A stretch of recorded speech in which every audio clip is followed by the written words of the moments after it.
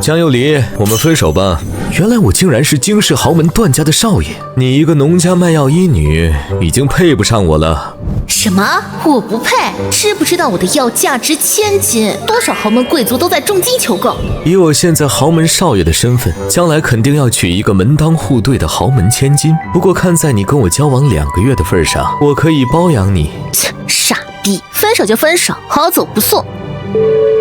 怎么，你现在可是惊世豪门江家的千金，居然被分手了？真巧，他也说自己原来是惊世豪门的少爷，说我配不上他。话说，你们这豪门千金少爷的，该不会是什么批发诈骗组织的新套路吧？哼，当然不是，你的确是惊世豪门江家的真千金。那你是谁？为什么是你来找我，而不是我的生父生母？如果不出意外，我很快就是你的未婚夫，惊世齐家的大少爷齐欢。哈，未婚夫？没错，不过如你所见，我现在是个残疾人，上个月刚变残废的。所以你是想告诉我，我是江家真千金，我那素未谋面的生父生母要把我接回去，然后让我嫁给你？猜对了，哼，因为双腿残废的事，我也准备跟你一样要被甩了。所以原本要嫁给你的是江家那个假千金，但因为你残废了，她就不想嫁了。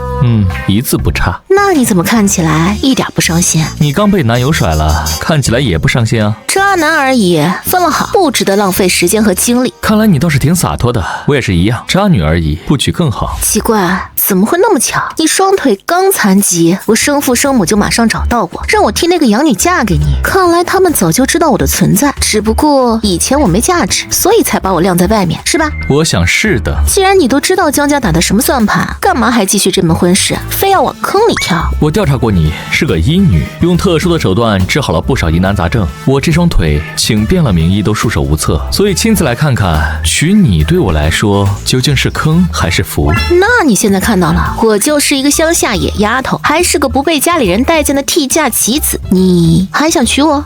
见过你之后，我确定我想娶你，不知道你愿不愿意给我这个机会？你的腿什么情况？上个月被人用木棍打断了，医生都说彻底废了。把裤腿捞起来，我看看。好，有的治。养父生前一直想帮我找到亲生父母，现在既然有了消息，那就会会这对铁石心肠的父母了。我可以嫁给你。有什么条件？瞧你说的，嫁给你还需要条件吗？你长得这么好看，要是我治好了你的腿，我岂不是赚大发了？好，那就这么定了，我等你回江家。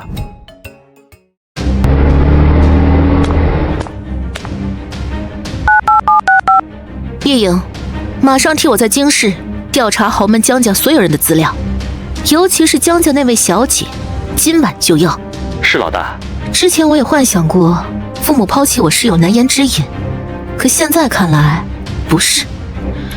如果不是为了他们精心呵护了20年的养女，或许这一辈子我都只是个无父无母的孤女。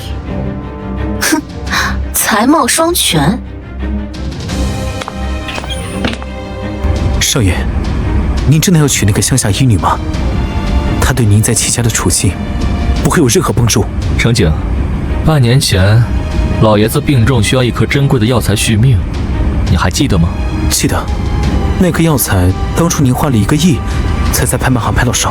那你没注意到，就是那样价值上亿的药材，却被他随意的挂在墙上吗？光是那一捆就价值10几个亿。什么？少爷的意思是，他的身份并不像表面看的那么简单？身份简不简单我不知道，但他的医术肯定不简单。可如果您只是想治好双腿，大可以重金聘请，没必要娶她。我要是说我对她一见钟情了，你信吗？信。信就行。从今天起，她就是我的未婚妻，以后见到她必须放尊重。是，少爷。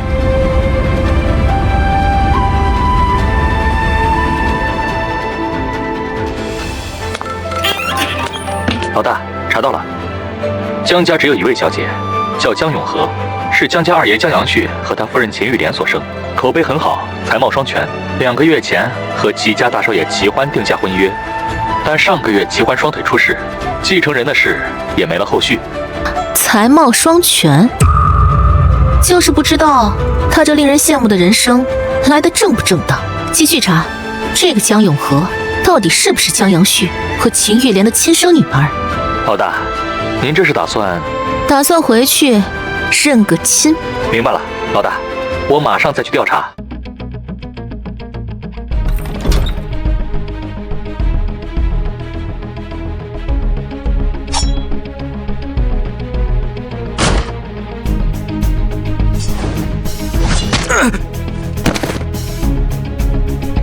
不想吃苦头就老实交代，谁派你来的？我不知道，雇主是你们联系我的，承诺只要我强了你，就保我安全偷渡出国。好，看来是问不出什么了，你可以走了。好，蛇，毒蛇！在我的地盘想杀我，自寻死路。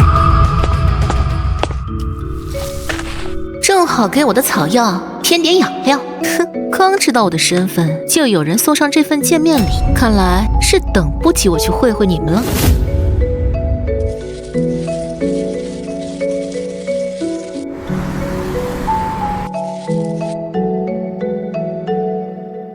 来了吗？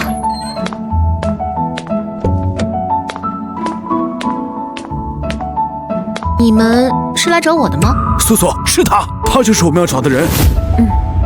是这孩子没错。孩子，你是我们江家的千金小姐，小时候被人调了包，导致你流落在外，这20年让你在外面受苦了。苦命的孩子，看来昨晚找人来害我的不是他们，所以你们就是我的生父生母。孩子，我们不是你的生父生母，而是你的伯父伯母。哼，伯父伯母？为什么我的生父生母不来接我，而是你们来接我？你爸妈他们家里出了点事，抽不开身，所以就拜托我们来接你了。你们也不用替他们掩饰了，我不是3岁小孩，他们能出什么事儿？比起接自己亲女儿这么大的事儿还重要，不过就是不想来接我的托辞罢了。好温暖，这就是母亲的怀抱吗？要是你们是我的生父生母就好了。乖孩子，回去收拾收拾东西，我们今天就接你回江家，以后你再也不用过这种苦日子了。好，你们在这儿等着，我回去收拾行李。小黑、小白、小绿，出来，姐带你们换个地方生活。伯父伯母可以走了。好，小姐，我来提。小心点，别把里头的东西砸坏了。没问题的，小姐。也不知道这位新小姐长得瘦瘦的，力气怎么那么大？先生、夫人，你们回来了。这位就是小姐吧？幼离，进去见你爸妈和哥哥吧。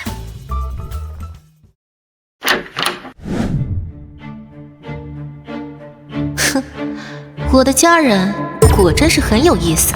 二弟媳妇儿，孩子我替你们接回来了。幼离，过去跟你爸妈还有你二哥打个招呼吧。伯母，他们真是我生父生母还有亲哥吗？是啊，怎么了？我明明才是他们的亲女儿亲妹妹，可是我怎么看他们一副很嫌弃我的样子啊？也不知道二弟和弟媳妇怎么想的，宁愿在家里安抚养女的情绪，也不愿意抽时间去接女儿。这丫头不好糊弄，为了让她以后心甘情愿替永和嫁给齐家那个大少爷，还是装装样子。我的孩子，你在外头受苦了。别装了，我可看不出你眼睛里有一丝心疼。哼，反了天了！我的屈尊给你台阶下了，你竟然敢当面驳我的面子，果然是在乡下长大的，一点教养都没有。傻孩子，你是我怀胎10月生的，你在外头受苦，我怎么会不心疼啊？是吗？既然这么心疼我，今天为什么不亲自来接我，反而要让伯父伯母跑一趟？素素，孩子我们已经接回来了，接下来是他们的家事，我们先回去吧。孩子既然接回来了，你们就好好弥补他，别再伤了孩子的心。我跟素素先回去了。今天多谢大哥大嫂了。幼离，我跟你伯父先回去了，要是有什么事就去东区那栋别墅找我们。我们之所以没去接你，主要是怕见到你过得不好，我这心里承受不住，所以才想留在家里，平复好心情，好好准备迎接你回来。所以，你们替我准备了什么？你的房间我已经替你收拾好了，走，妈带你去看看。哦，原来收拾房间比亲自去接我还重要。哼，还有完没完？房间就不必看了，毕竟我会不会留下来还不一定呢。他是谁啊？小何，别怕，我是你哥江照，她是我妹妹江永和。哦，也就是说，她就是那个跟我调包的养女喽？在我心里，小何就是我亲妹妹。把她当亲妹妹，那你可真是个脑残。你骂我脑残？对啊，我骂错了吗？难道你不知道，就是她的亲妈偷偷把我跟她调包的？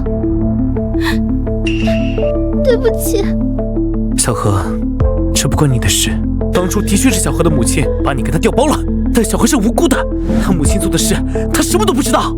哦，他好无辜啊，无辜的替我享受了20年锦衣玉食的幸福生活，而我这个真千金，却在寒冬腊月被他那个恶毒妈丢在垃圾桶里。如果不是被人捡到，刚出生就已经死了。对不起，是我，都是我的错，怪我有这样一个母亲。姐姐，你要是恨我，就打我骂我，但是不要怪二哥。小何，你做什么？小何，你做什么？我说了，这不是你的错，是你母亲的错。有意思啊，真是有意思。你们搁我面前演苦情戏呢？你怎么就那么不可理喻？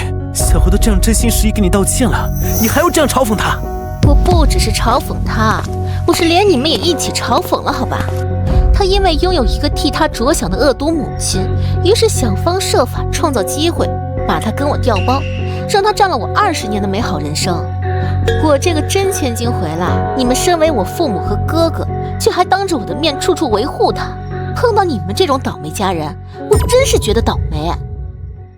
我是没辙了，跟你上了。行了，幼离，小何的母亲已经被绳之以法，如今她孤苦伶仃，无依无靠。我跟你妈毕竟养了她20年，总不能把她赶出去。我们江家家大业大，让她留下来，不过就是多双筷子的事儿，以后也害不了你这个真千金什么事。既然不过就是一双筷子的事儿，把她送去哪里养不是养？为什么非得留下来膈应我，让我每次看到她就想起被调包后的悲惨生活？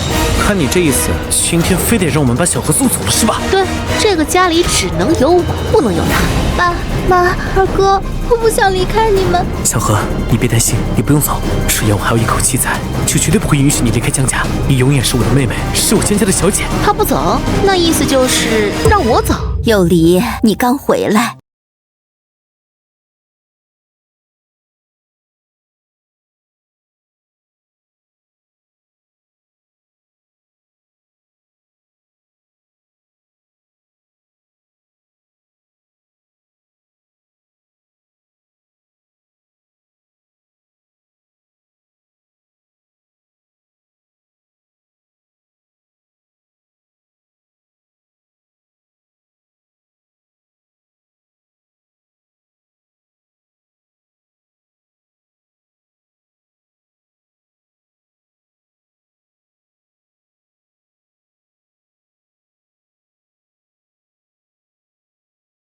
女儿，以后我们不亏待你的，你今后的所有生活开支都会和小何一样的。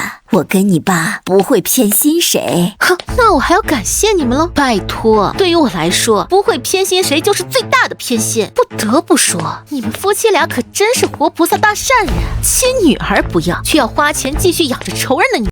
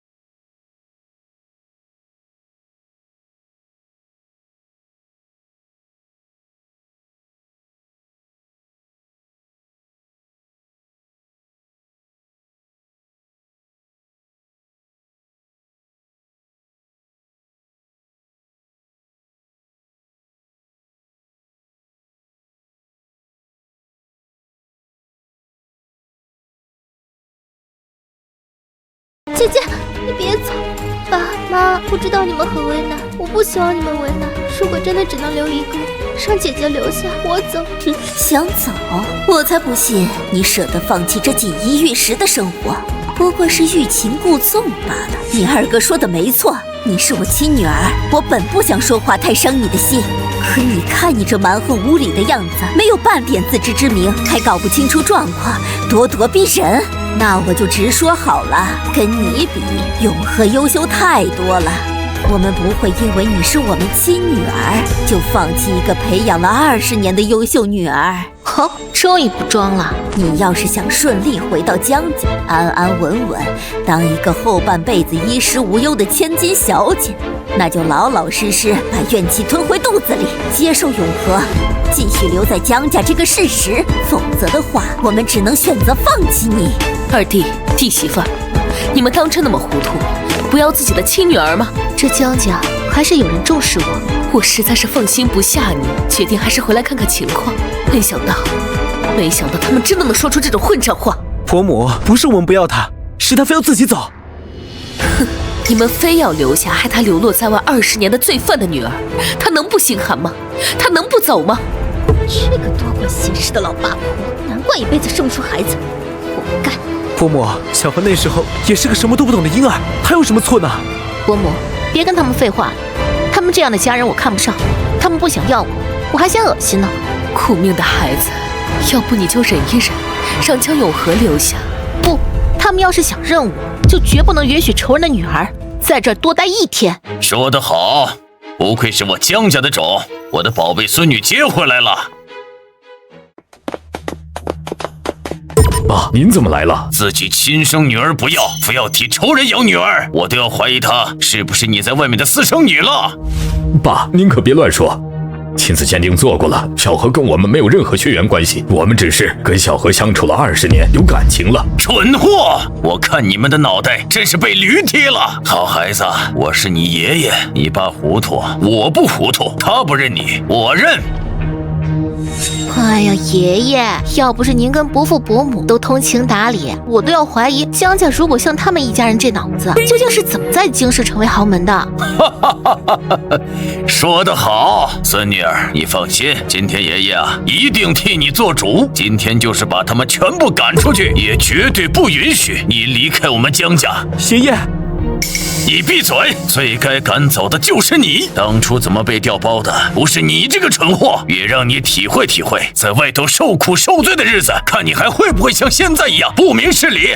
还有你们2个花着我们江家的钱，替一个罪犯精心养了20年女儿，还养出感情来了，现在还要为了他把我的亲孙女赶走。我告诉你们，我的宝贝孙女要是走了啊，你们一家3口全都给我卷铺盖滚蛋。那小何他，你们爱留就留，但以后啊，别让他碍了我宝贝孙女的眼。行了，孙女儿，你留下来，以后江家就是你的家。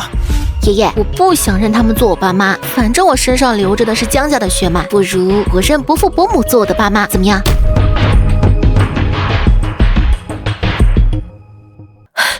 幼离，你刚才说什么？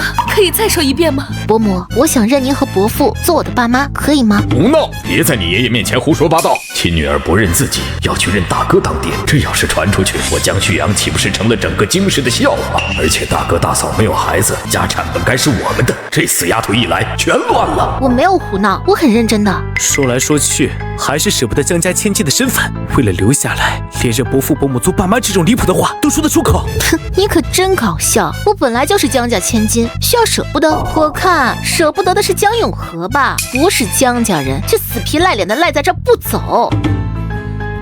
太好了，这样一来，我既能留在江家，又能让江幼离替我嫁给那个残废奇宦。这倒也不是不可以，关键啊，要看你大伯和大伯母他们愿不愿意。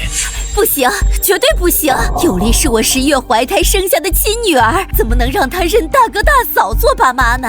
怎么不可以？江永和跟你们没有血缘关系，你们不也护着养着？他不也教了你们20年爸妈吗？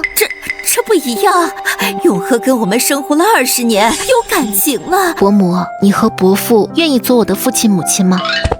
啊，素素，我知道你一直想要个女儿，现在我们有了。好，好孩子，我愿意，我来当你母亲，以后你就是我的宝贝女儿。大嫂，你怎么可以这样？妈，女儿，你别赌气，我才是你亲妈。二婶，你别乱叫，你的女儿是江永和。江有离，我是你妈，不是你二婶。够了，现在后悔也晚了。我今天就做主，以后又离这孩子就登记在老大媳妇儿名下。爸，别叫我爸，亲女儿不认你们，这都是你们自找的。爸，幼离就是在跟我们赌气，这都是胡话，这终究是我们的亲女儿啊！别给自己脸上贴金了，我没跟你们赌气，就算你们现在把江永和赶出去，我照样不认。不信的话，我们可以签断绝关系的协议。麻烦爷爷尽快帮我把户口迁到大伯大伯母名下。好，叶涵、素素，你们先带幼离去安顿好，舟车劳顿，待会儿啊一起吃饭。好的，爸。我有女儿了，我有女儿了！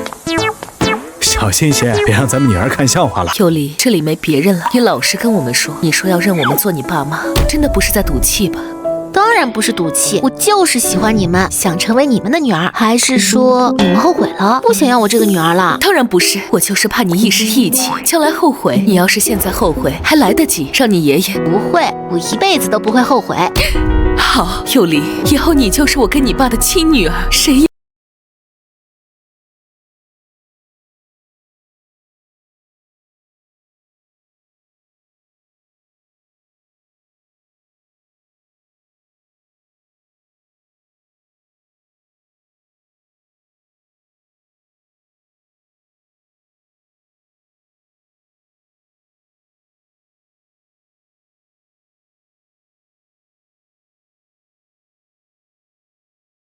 好呀，妈，我去看看我的房间。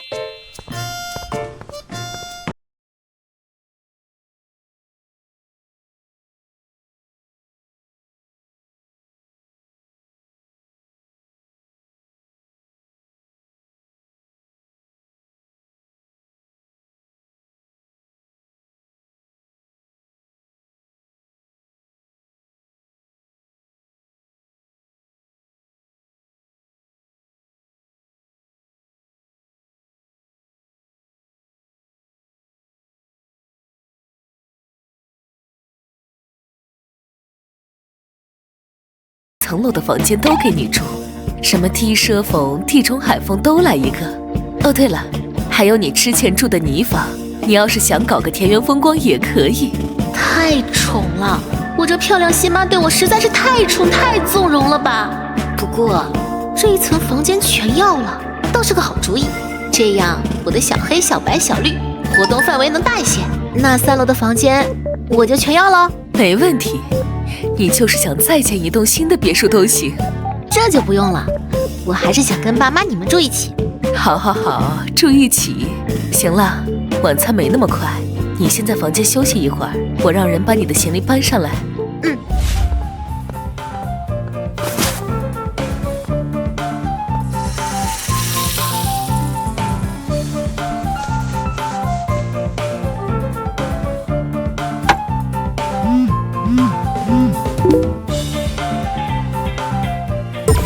江幼离，看到了吗？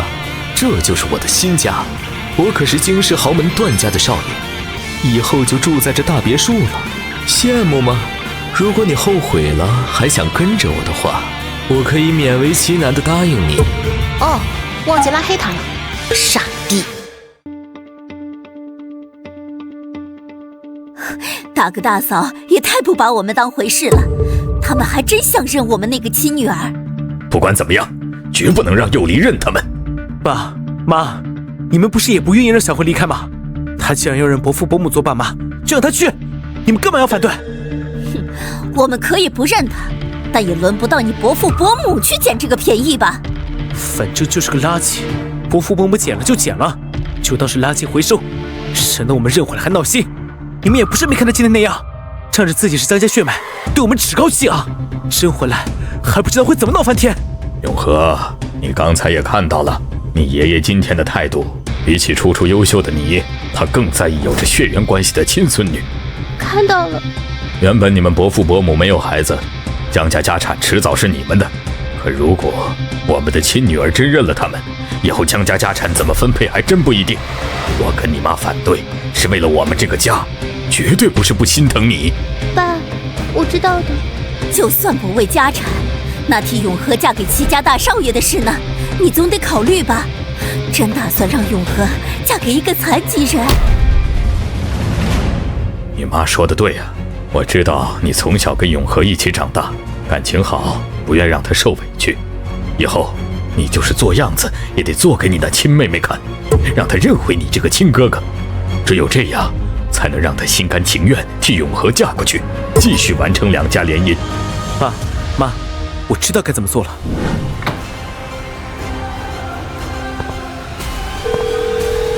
事情办成了吗？我要的视频。没有，从昨晚开始到今天，我一直联系不上对方。你找的什么废物？怎么办事的？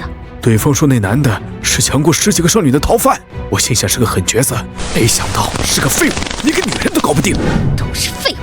今天我差点就要被江幼离这个野女人赶出江家了。我要是真的被赶出去，你以后再也别想从我这里拿到1分钱。别，我会再想办法。谁已经回到江家，你再找人弄他，是怕江家人怀疑不到我头上是吗？那怎么办？你找的人看来出事了，你这段时间先藏起来，别让人查到你身上牵连到我。我知道了。废物，一点小事都办不好。本来计划让人拍下视频，不仅能随时威胁江幼离，还能彻底断了齐欢对他产生感情的可能。现在计划都乱了。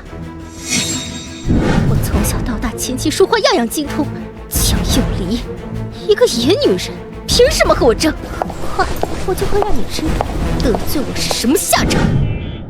叶寒，你看，我去问问他来咱们家里做什么。我去吧。小何，你在我们家门口做什么？伯父，就是姐姐刚回江家，我怕她没有衣服穿，就把自己没有穿过的新衣服拿来想给姐姐穿。伯父，我可以进去吗？当然可以，进去吧。谢谢伯父。温暖，伯父，幼离姐姐在哪个房间？3楼中间那间。幼离不喜他，要不我跟上去看看？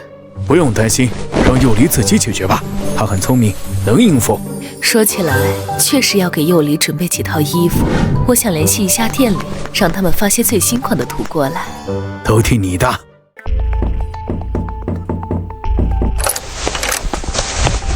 幼离姐姐，怕你刚回来没衣服换洗，所以特意给你送来几套我没穿过的新衣服。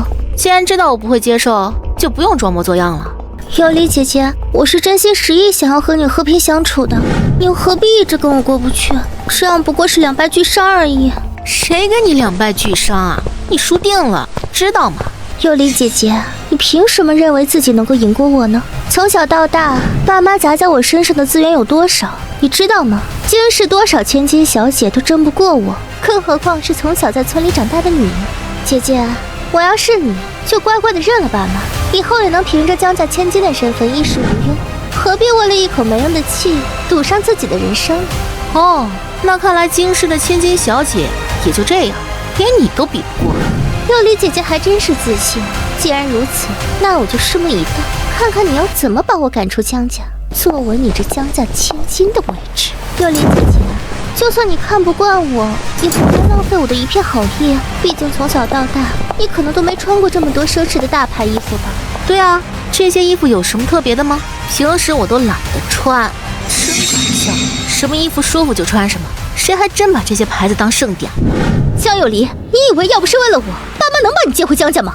哟，不装啦！你知道爸妈为什么要把你接回来吗？为什么？因为我不想嫁给齐家大少爷那个残废，爸妈舍不得我后半辈子的幸福毁了，就打算拿你这个亲女儿来顶替。你说你是不是真的好可怜呢？哇塞，这么好的事，齐家不是顶级豪门吗？能嫁给齐家大少爷，我求之不得啊！好，你不知道是吧？齐家大少爷现在是个残废。哦，残废啊，没关系，我能治好他的双腿。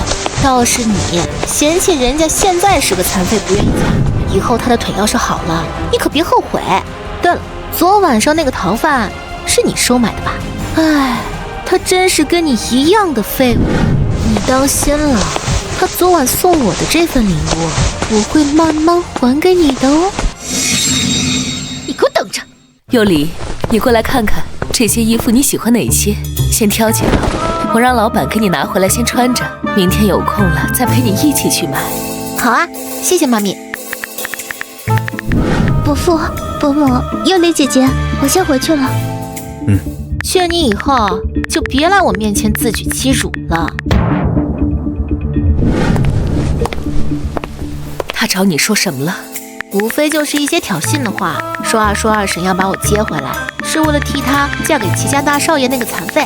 哼，原来二弟和弟媳真的是这个企图，他们实在太过分了。放心，尤里现在是我们的女儿，我绝对不会同意让她去代替他们的养女嫁人。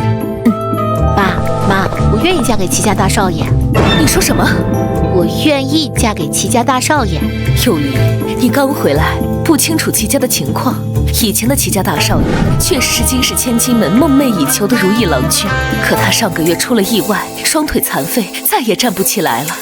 我知道，不过没关系，我精通医术，有信心能治好他的双腿。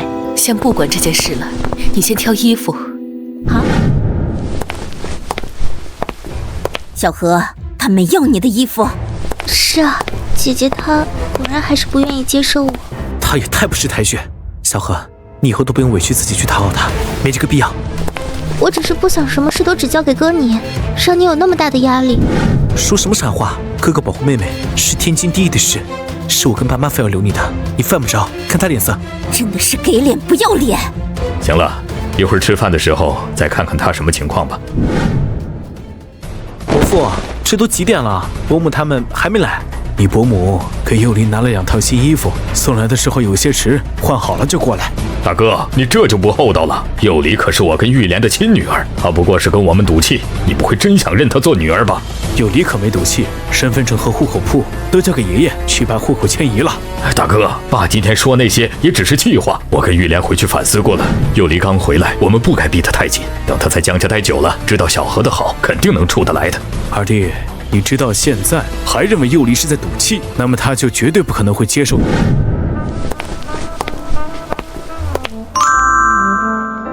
妹妹，过来这边，我特意给你留了个位置。别笑了，你强颜欢笑的样子真难看。不会笑就继续冲你好妹妹笑，别膈应我。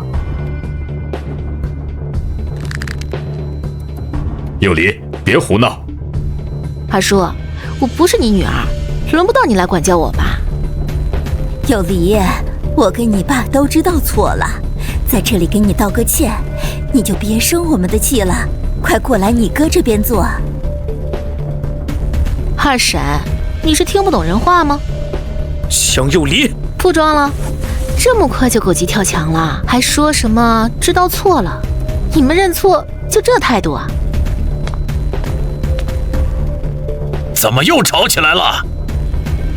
爷爷，我们没吵，我只是觉得妹妹刚回来，可能还不太懂豪门的规矩，在这里好好教她。你们懂规矩，就不该越过我爸妈来管教我。你们这些行为，把我爸妈的脸往哪里搁？尤离说的没错，她现在是我跟你伯父的女儿，自有我和你伯父管教。尤离刚回来，我这老头子就在这里，把事情摊开说清楚。孙女儿啊，爷爷最后问你一遍，你确定要认你伯父伯母做爸妈吗？现在除了你三姑姑啊，江家所有人都在，你自己想清楚了。尤离，乖孩子，爷爷问你话了，现在可不是赌气的时候。想清楚了，我们才是你的亲爸妈，以后我们的一切都是给你和你哥的。永和作为养女，动摇不了你真千金的地位，可你在伯父伯母那边，你就跟永和一样，是个寄人篱下的养女，这是你最后的机会。轮不到你们对我的女儿指手画脚。二弟，我从没想过只是把幼离当做养女。素素，别紧张，我们要相信幼离的选择。爷爷，我确定。幼离，二婶，你很吵。又叫我二婶。行了，佑离这孩子的态度已经摆在这儿了，他不会再认你们。都说你太紧张了，佑离这孩子很喜欢你。爷爷，佑离姐姐竟然接回来了，是不是要替她办一场风风光光的接风宴？我就想着给佑离姐姐风风光光的办接风宴，要让整个江氏的人都知道，姐姐才是江家唯一的真千金。算你有心了。我只是真心的希望佑离姐姐能够接受我不想离开江家，只是因为舍不得爸妈跟哥哥。对于江家千金的身份，我并不在意。永和，你的懂事真让人心疼。老大，给佑离举办接风宴的事，就交给你跟你媳妇儿去安排，一定要让佑离这孩子风风光光的公开身份。妈，接风宴的事你跟爸尽管安排，能多隆重就搞得多隆重。我跟你爸一定会为你大办特办一场隆重的接风宴。一个乡下野丫头，还真以为自己能麻雀变凤凰。接风宴上，我就让你好好体验一下被整个京圈嘲笑的滋味。江有林，你看到了吧？小慧是多么善良。哦，看到了，现在有2条狗在我面前狂吠。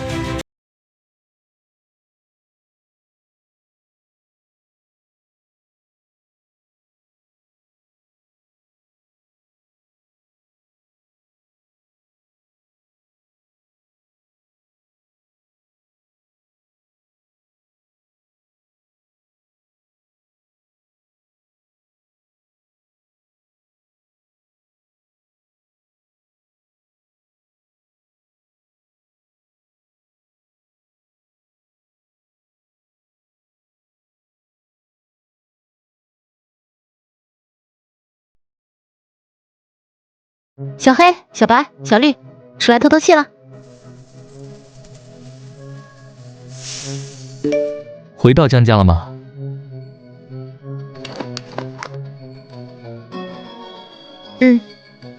感觉如何？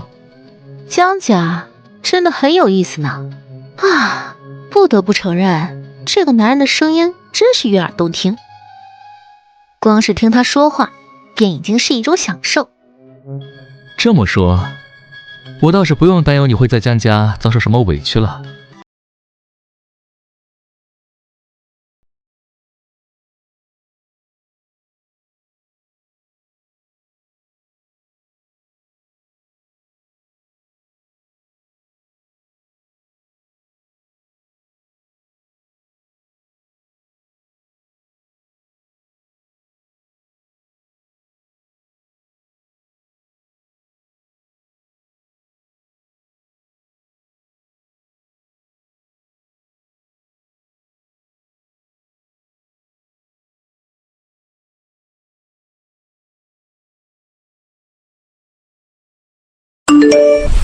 喜欢哥哥，有件事我要告诉你，我不是江家真千金，真千金现在接回来了。爷爷的意思是要让真千金嫁给你，怎么办？喜欢哥哥，我一直都很期待我们的订婚，没想到竟然会发生这样的事。喜欢哥哥，你放心，就算不能嫁给你，我也会想办法找人治好你的腿。如果不是事先知道了你们的计划和安排，说不定还真的会信，是吗？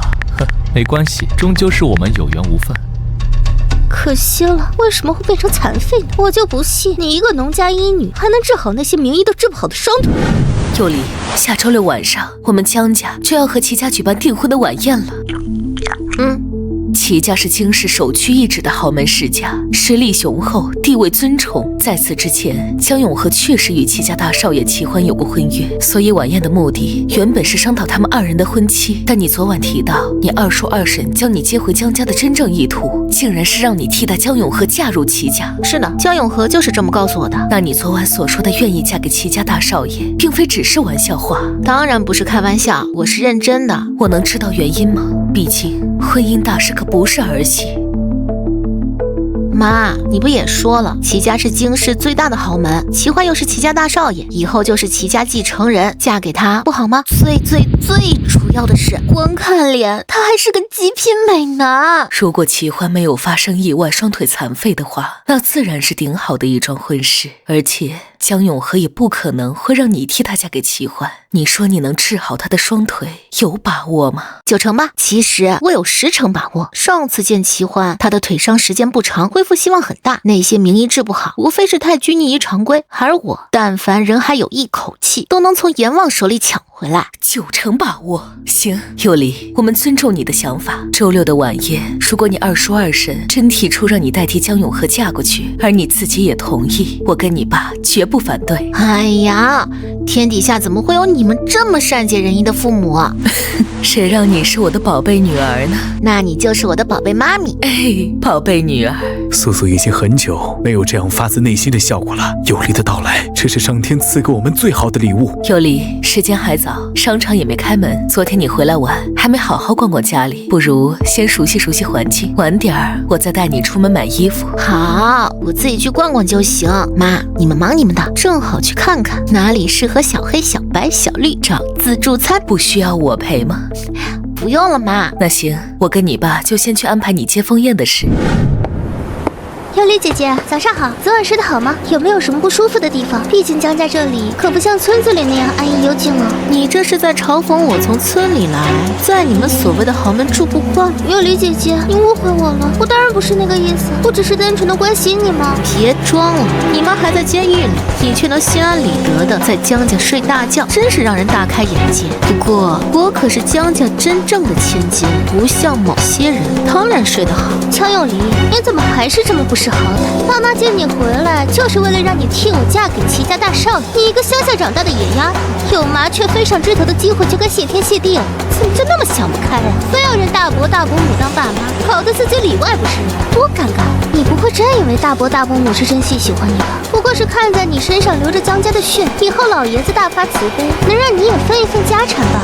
对了，有理姐姐，知道这栋楼是做什么吗？这是江家少爷小姐们学习的地方，我从小就在这儿跟高薪聘请的私教学习琴棋书画，各国外语我样样精通。不知道幼离姐姐你会多少？应该什么都不会吧？可惜了，你都这个年纪了，想学也来不及了。不过没关系，你会种地做饭，这些我都不会，还得向你请教呢。小何，怎么回事？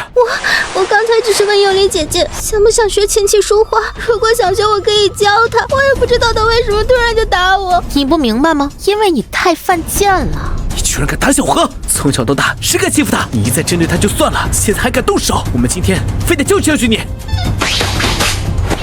KO！ 就你这三脚猫的功夫，也敢跟我动手？江有离，你怨我打我也就算了，怎么可以对二哥动手？江有离，你果然不愧是穷山恶水出来的刁民，身上一股子悍匪气！你这个没教的丫头，赶紧放手！信不信我剁了你的手子？二哥，你怎么样？强照，你的膝盖倒是没有你的嘴那么硬，这么爱贵人呢？江有离，既然知道我是刁民，以后就别来惹我。很好，江有离，你以后都没有机会认我这个哥哥了。认你还不如认条狗。那不是二少爷吗？怎么跪在地上？不知道呀，我也不敢问。看什么看？你们都是蠢的吗？还不快过来把我扶起来！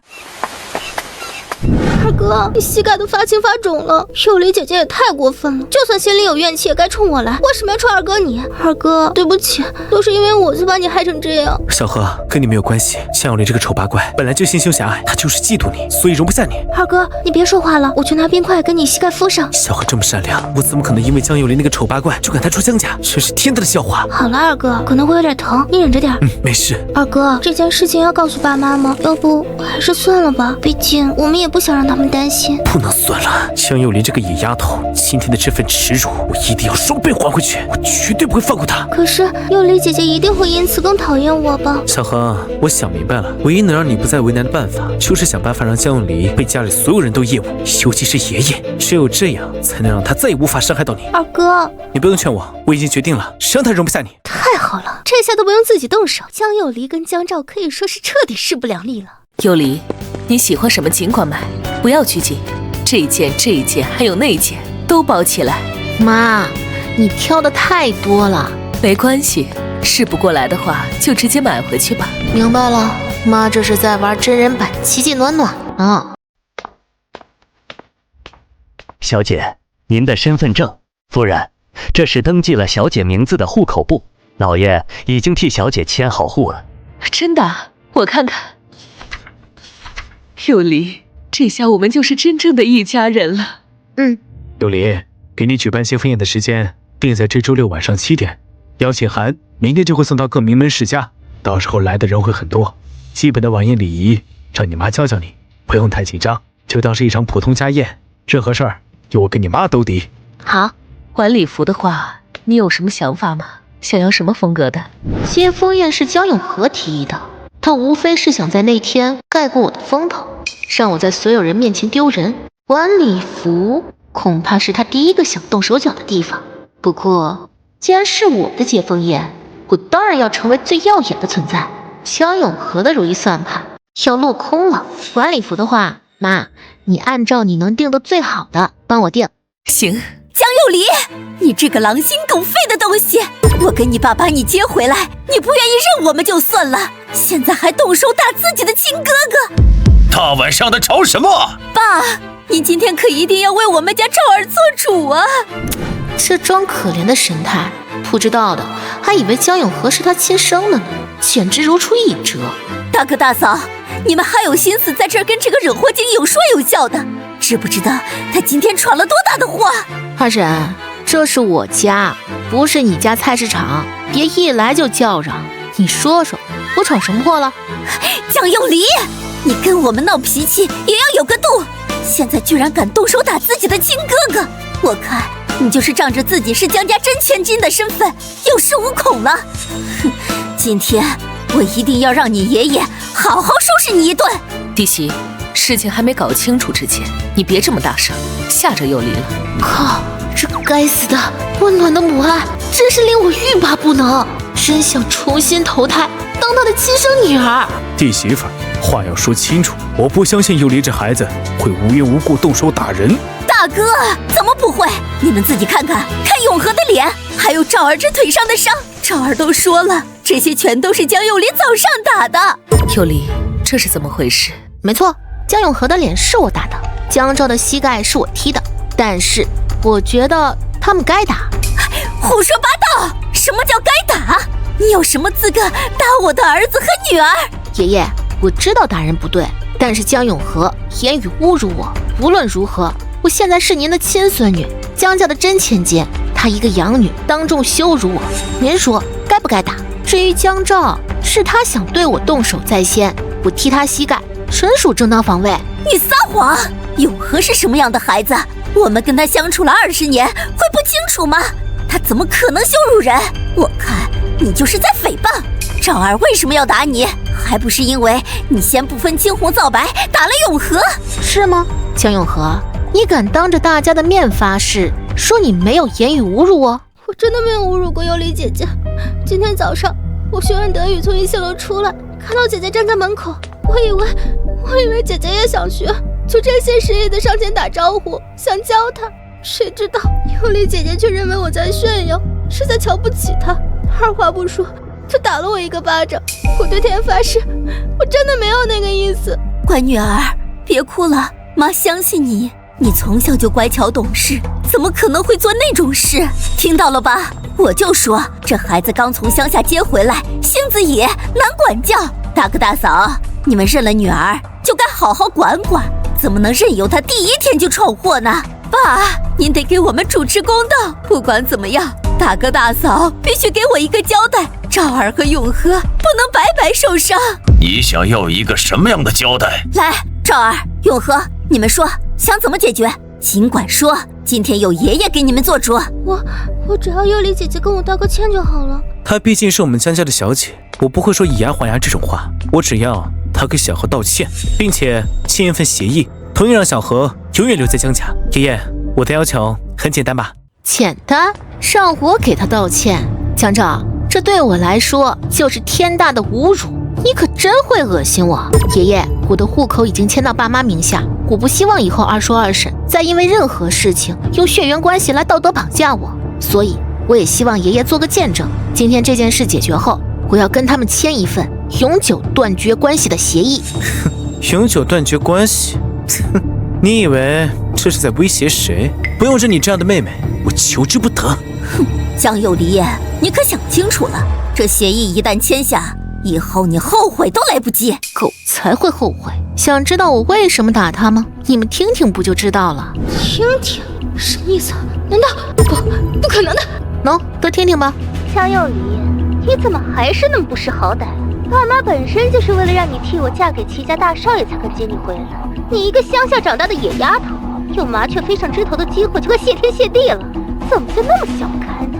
你还要去认伯父伯母当爸妈，现在搞得自己里外不是人，多尴尬呀！对了，你不会当真以为伯父伯母他们是真心喜欢你吧？不过就是看着你有江家的血脉，以后要是老爷子大发慈悲了，可以继承一份江家产业罢了。江永和，我还没死呢，你就盘算着我的家产会怎么分了？你一个养女，好大的胆子！爷爷，不是这样的。不要叫我爷爷，录音里说的清清楚楚的，难道我耳聋了？听不出那是你的声音吗？是我的声音没错，但是事情不是这样的，是姐姐，是她一直在侮辱我，我实在受不了了，才说了这些重话。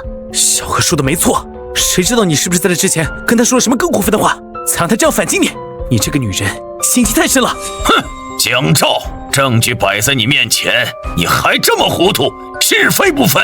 佑离这孩子说的没错，你的确该揍，不揍你一下，你脑子都不清醒。爷爷，他羞辱我就算了，还说我爸妈认我是为了家产。依我看，江永和会这么说，八成也是二叔二婶平时跟他灌输的吧。二叔，别这么瞪我，我害怕。事情已经很明显了，是你们的养女先挑衅佑离，说了那么多过分的话。二弟弟媳，我跟素素真心喜欢佑离这孩子，可不是冲着什么家产去的。还有弟媳，你们养女说的，你们把佑离接回来是为了让她代替永和嫁给齐家大少爷，这件事是不是真的？是这样的吗？爸，不是的，我们也是刚得知佑离的身份，怎么可能未卜先知让她替永和嫁人？那江永和为什么要这么说？是我想要留下来，可是佑离姐姐一直想把我赶出去，我情急之下才故意那么说的，都是我的错。江阳旭、秦玉莲，你们才是该好好教教自己的养女，下次再有这种小打小闹的事儿，没搞清楚情况就不要随便叫我来。是，爸，我回头一定会好好训斥永和跟赵儿。爷爷，事情可不能就这么算了吧？二叔二婶带着人怒气冲冲的来我家问责，可是把我吓坏了。你们四个现在全部给佑离道歉。爷爷，就算我们有错在先，可他也动手打了人，凭什么要我们道歉？我不道。你还敢跟我顶嘴？哎，爸，您别生气，赵儿，别气你爷爷，赶紧给你妹妹道歉。赶紧的，还有二叔二婶，你们也是。姐姐，对不起。佑离，对不起，是二婶误会你了。对不起，对不起。你说什么？风太大，我听不见。你对不起。既然都道歉了，我也不为难你们了。那么接下来就是之前说好的，事情解决了，我要跟你们签下断绝关系协议，从此彻底断绝关系。你想好了？签下断绝关系协议书，我跟你妈就真的不再管你了。二叔说笑了，说的好像前20年你们管过我一样。二弟，这个就不用你担心了，我跟素素会照顾好佑离的。哎呀，佑离啊，断绝关系的协议，我明天就让总管家拟好送来给你。好的，谢谢爷爷，爷爷慢走。二叔二婶，爷爷都走了，你们还赖在这里做什么？是还没被骂够吗？江佑离，我跟你爸不认你是对的，你净胳膊肘往外拐。妈，别跟他废话了，我们走。江佑离，希望你以后别后悔，回来求我们原谅。我真是小看你了。你哥说的对，以后有你后悔的。小何，你不用想那么多，我相信你，也能理解你。如果不是江佑离把你逼急了，你也不会说出那样的话。我一直以为佑离姐姐那么对我，我能理解，并不怨她。可是今天她一次次践踏我的真心，我真的感觉自己扛不下去了。我只希望不要因为我让妈妈你们跟佑离姐姐闹得不愉快。唉，当年的事怎么也怪不到你头上去。你生母那么做，也是为了让你过上好日子。她也为自己的贪婪付出了代价。现在还在监狱里待着呢，倒是你不会怨我们这么对你生母吧？妈，对我来说，您就是我的母亲，永远都是。唉，反正亲女儿那边我已经尽力了，她要是想得明白，就该顺着台阶回来。小何，你这次的确不应该给他抓住把柄，让他反咬我们一口。爸，我知道了，我没想到雪姐会算计我，以后绝对不会再犯这种失误了。我现在唯一担心的是，我们跟他闹成这样，他还能心甘情愿替永和嫁给齐家大少爷吗？实在不行，妈，就让我嫁过去吧，这样也能让尤里姐姐解气。不行，我不能让你嫁给一个残废。小何，你那么优秀，值得更好的选择。亲女儿已经没了，养女要是再发挥不了最大价值，我岂不是得不偿失？替嫁的事，妈想办法帮你搞定。无论如何，都不会让你嫁给齐家那个大少爷。总算是蒙混过去了。江有离这个野女人，居然阴了我一把，我以后在你面前一定会多加小心的。有离，你别多想，我跟你爸是真心喜欢你，想认你做女儿，绝不是为了江家的家产。妈，我当然知道。真想不到江永和那孩子居然是这样的人，我都不敢相信录音里那些话是他说的。平时看着客客气气、人畜无害的样子，知人知面不知心。行了，虚惊一场，没事就好。只是今天闹成这样，二弟弟媳恐怕对我们怀恨在心，以后要防着他们点儿。我明白。江永和会不安分，我早就猜到了，所以他主动挑衅我的时候，我就点开了录音。不过经过这次，他以后做事肯定会更小心了。不过这样才更有意思。有离，晒太阳呢？哪来的狗叫声啊？奇了怪，家里没养狗，怎么天天有狗上门来叫？有离，这是妈给你的礼物，你看看喜欢不喜欢？卡里面有1000万，算是我跟你爸给你的补偿。你之前在外面受苦了，拿着这些钱，喜欢什么就去买。1000万，她一个没见过世面的乡下丫头，总该妥协了吧？哇塞，1000万哦！哼，1000万，也就我培育的一株珍稀药材的价钱吧。可惜我的药材可不止一株，这点钱连我研究经费的1%都不够。有离，我知道你打心底里还是想认回我们的，毕竟我们可是血脉相连的亲生父母啊！你原谅我们吧，好不好？汉神，你可真是穷酸又不要脸！你说什么？你说我们穷酸？这可是1000万，是你卖多少药材都挣不来的。现在给你1000万，你居然敢嫌弃？1000万就想让我原谅你们，是不是脑子抽筋了？江有离，你怎么可以这么对你亲妈我？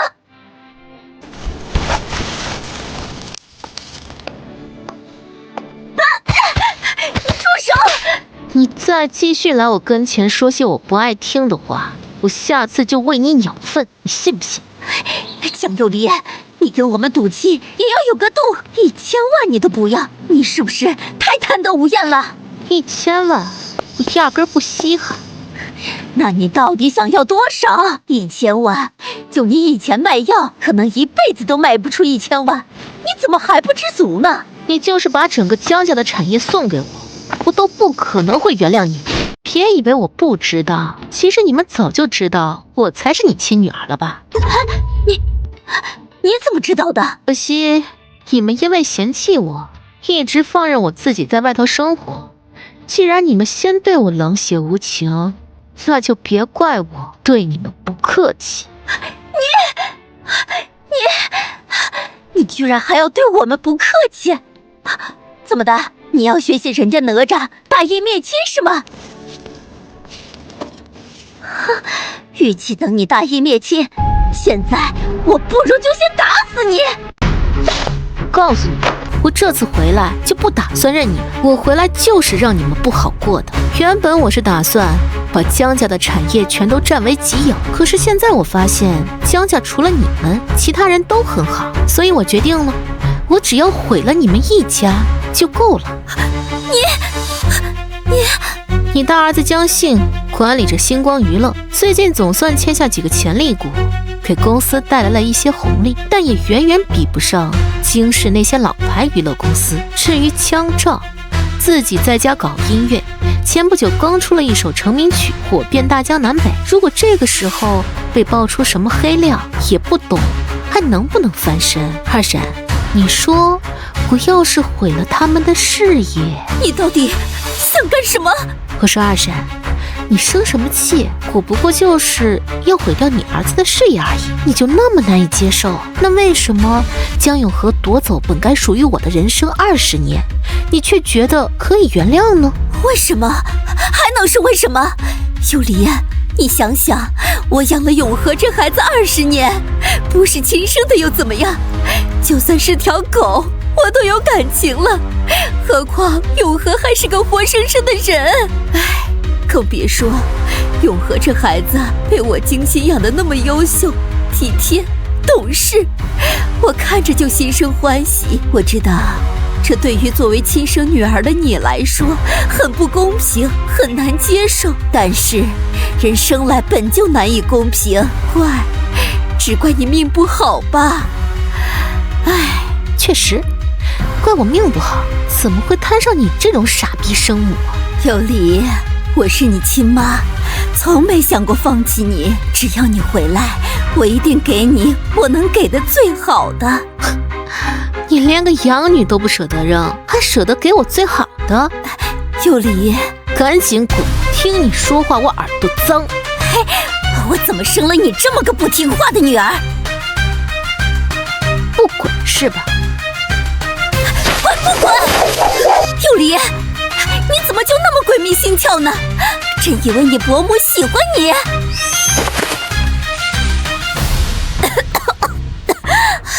你给我撒了什么？管我给你撒了什么？你诋毁我妈，再不滚，我把你堵哑巴了！没良心的死丫头！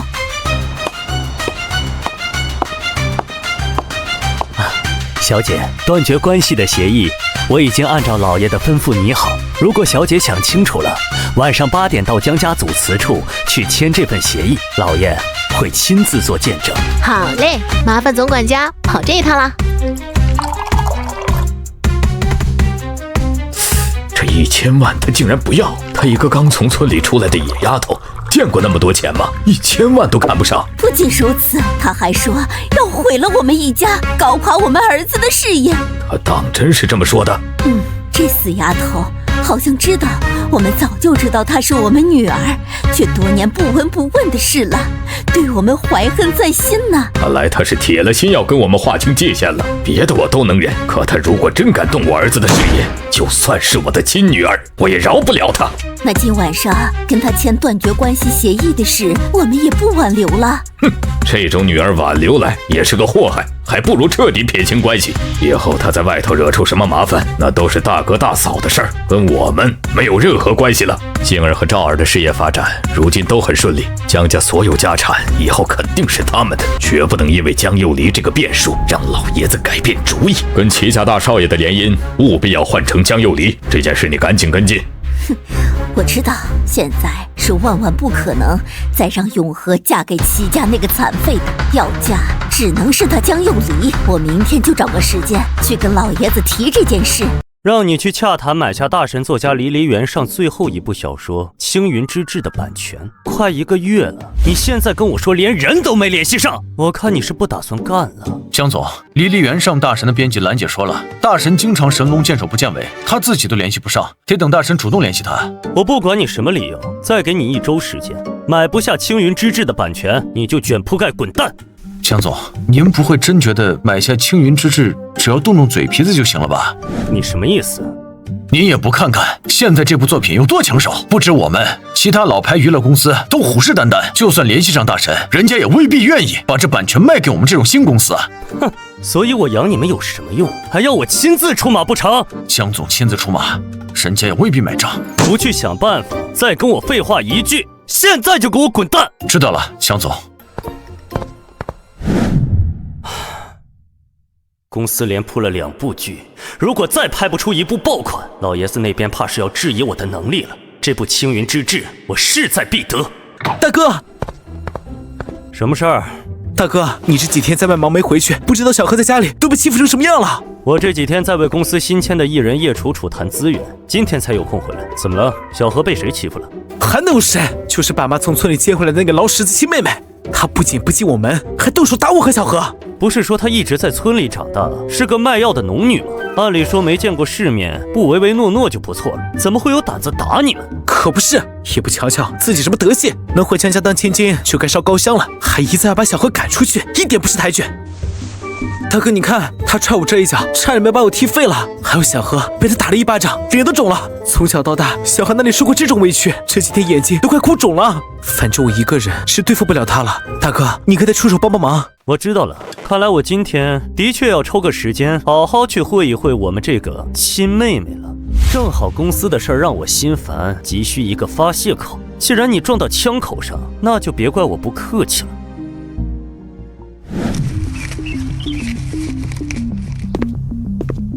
你就是江幼离，我那个刚接回来的亲妹妹。我的确是江幼离，江家的千金小姐。但既然你来找我，就应该知道我现在已经不是你妹妹了。找我什么事儿？哼，既然知道我是谁，你就这态度？就你们全家这德行，你爸妈来了我都这态度，你希望我给你什么态度？我这几天有事儿没回家，今天听江照说你一回来就要求小何离开江家，昨天甚至还给了小何一巴掌，是不是真的？给你个机会。什么？把你刚才踩碎的药草恢复如初。江照说的没错，你果然很不识抬举。我要是说不呢？你知道你刚才采的这2株药草价值多少吗？不过就是2棵野草，跟你一样没有任何价值。至少5000万，放在京市的拍卖行1000万起拍。今天中午你妈拿着1000万来找我，打算让我认回他们，可是我不要，因为1000万对我来说连我培植的1株药草都比不上。我来这里找你不是为了跟你废话的。所以你打算怎么赔偿？现金还是转账？江幼离不想赔偿，那不好意思了，只能用其他东西来抵了。那就用你这只碾碎了我2株药草的脚来赔吧。虽然我觉得你1只脚并不值那么多钱。你再跟我废话一句，信不信我弄死你？江幸，很不幸，你在打算弄死我之前，恐怕自己会先死哦。看来你是真的不见棺材不落泪呀！来人，将他抓起来，带走。江幼离，你打了我一巴掌，这笔账大哥会替我讨回来的。滚进去！把我带到这么偏僻的地方，看来是真打算下狠手啊。也好，这20年受的苦，积攒的怨气，不发泄一下都不行啊。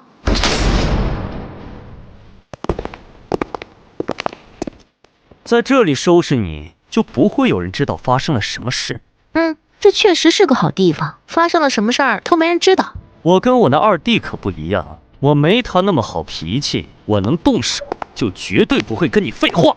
哦，看在你怎么说也是我亲妹妹的份上，我体谅你刚回江家不懂规矩，现在给你个机会，跪下给小何道歉，然后自己扇自己100个巴掌，我今天就放了你。你还知道我才是你亲妹妹啊？为了一个养在外面的，对自己的亲妹妹这么狠心？江幸，你确定吗？江幼离，你虽然是我亲妹，可我对你没有任何感情。小何却是我看着长大，对我来说，你当然比不上他。但是只要你现在跟小何道歉，并且保证以后再也不找他的麻烦，我可以看在亲妹妹这个份上放过你一马。说真的，回到江家以后，你们一家子说的话都太好笑了。既然仇人的女儿都能处得这么有感情，那这样好了，以后你生下的所有孩子，我都找人换掉，让你辛辛苦苦养着仇家的孩子，然后我再把你亲生的孩子全都丢到贫民窟去受尽折磨，你说好不好啊？你敢！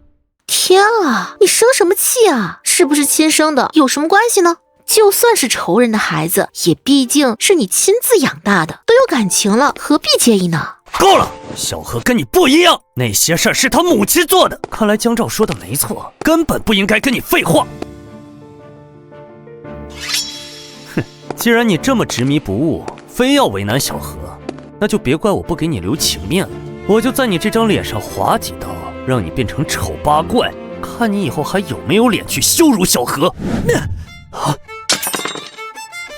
怎么回事？你对我做了什么？有情况，你们快进来救我！别叫了，外面的那2个废物已经晕倒了，没有人能够救你。就像你说的，这里发生什么都不会有人知道。我说了，你踩烂我辛苦培育出来的药草，既然不愿意赔偿，那就拿你的脚来换喽。你敢？我有什么不敢的？都这个时候了，你该不会以为我还会对你手下留情吧？你刚才说要怎么对付我来着？在我脸上划几刀？你还真是够狠心的。不管怎么样，我都是你的亲妹妹啊！就为了给江永和出1巴掌的气，你就要毁我的容貌？我这颗弱小的心脏，别提有多受伤了。为了安抚我受伤的心灵，今天我就用你这把刀挑断你的脚筋好了。你敢动我1根手指，你信不信爷爷马上就会把你赶出江家？你不会以为自己是我们江家的真千金，爷爷就会惯着你吧？在江家，我在爷爷心里的位置最重要。一旦你被赶出江家，我有的是办法对付你。可是我并不需要爷爷做我的倚仗啊，怎么办？毕竟江家的家产，我是真的完全看不上。我回来就只是为了看看你们过得怎么样，有没有因为我的遭遇感觉到一点点的愧疚。可惜你们这一家好像都没有呢，那就没办法了，我只好也让你们体会体会痛苦的经历，好让你们也能感同身受一番。行了，这里没人，挑断你脚筋的时候觉得痛的话，你尽管叫。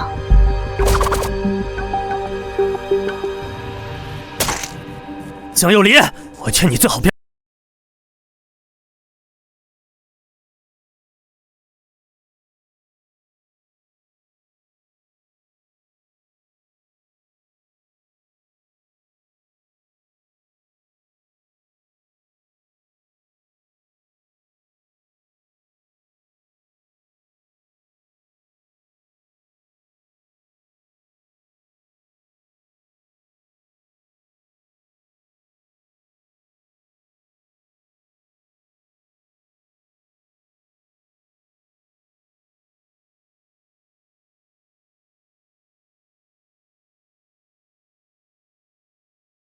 去喽，你这筋脉还没挑断完呢，你要是昏迷了，挑断你脚筋这事儿就没意思了。江有离，你会不得好死的！我爸妈知道后，一定将你千刀万剐！你这个疯子，恶魔！对，就是要这样骂我，继续骂得越大声越好，这样你才不会晕过去。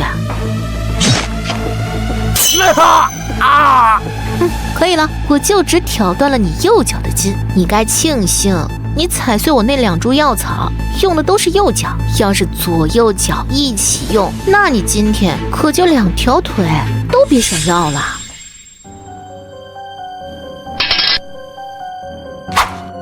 起来走走，看看你的右脚还走得了吗？不，我不要变成瘸子，我不要！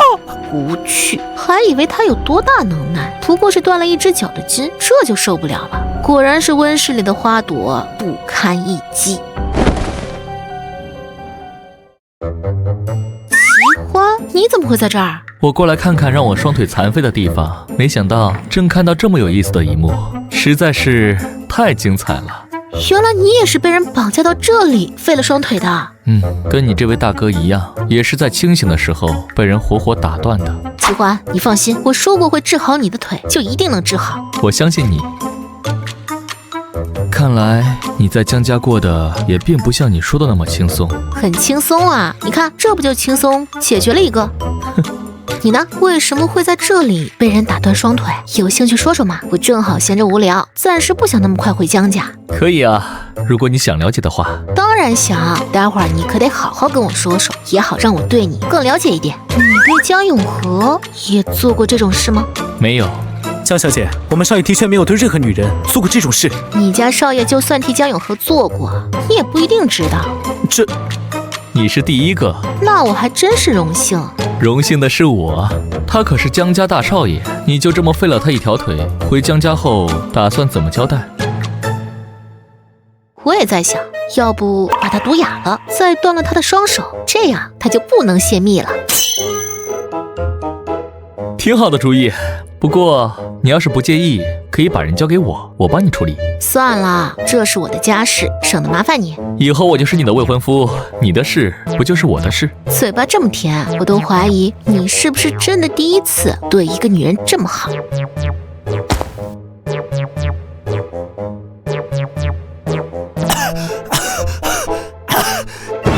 你给我喂了什么药？哦，不过就是只有我才有解药的毒药罢了。你放心，这毒药不会致命，只是会让你发作的时候痛不欲生。只要你以后乖乖听我话，我就能定期给你解药。否则的话，你就只能不断忍受毒药发作时候的痛了。我还没听说过有这么厉害的毒药。痛，好痛！你这个魔鬼！江姓现在受伤严重，不可能直接让他回到江家，人就先放你那里保管，明天我再把他带走。可以。这下没人打扰了，跟我说说你的情况呗。好，只不过这里有些煞风景，我带你去个清静的地方。好啊。这凉亭不会也是你建造的吧？有时候心情不好的时候，我就会来这里坐坐。以前双腿还没残废的你，能有什么心情不好的？家境优渥，生活无忧，怕不是烦心钱太多了，没地方花。的确，以前的我生活顺风顺水，没有经受过任何挫折。所谓的烦心事，也不过是烦恼公司业绩没有达到自己的预期。直到这次的意外，我断了双腿，周遭的一切好像就都变了。之前围绕在我身边的那些尊重和关心，全都烟消云散，剩下的只有幸灾乐祸以及避而远之。正常，人在高处跌落谷底的时候，以前的一切善意都好像突然没了，剩下的多数都是落井下石。这个时候还能患难见真情的，才叫难能可贵。比如你，别人都在对我避而远之的时候，你却愿意接受我。我算不上雪中送炭，只能说互利共惠。我贪图你的美貌，而你恰好能给我。我看看你的腿，什么情况？我该庆幸自己断的是双腿，而不是毁了容。言之有理。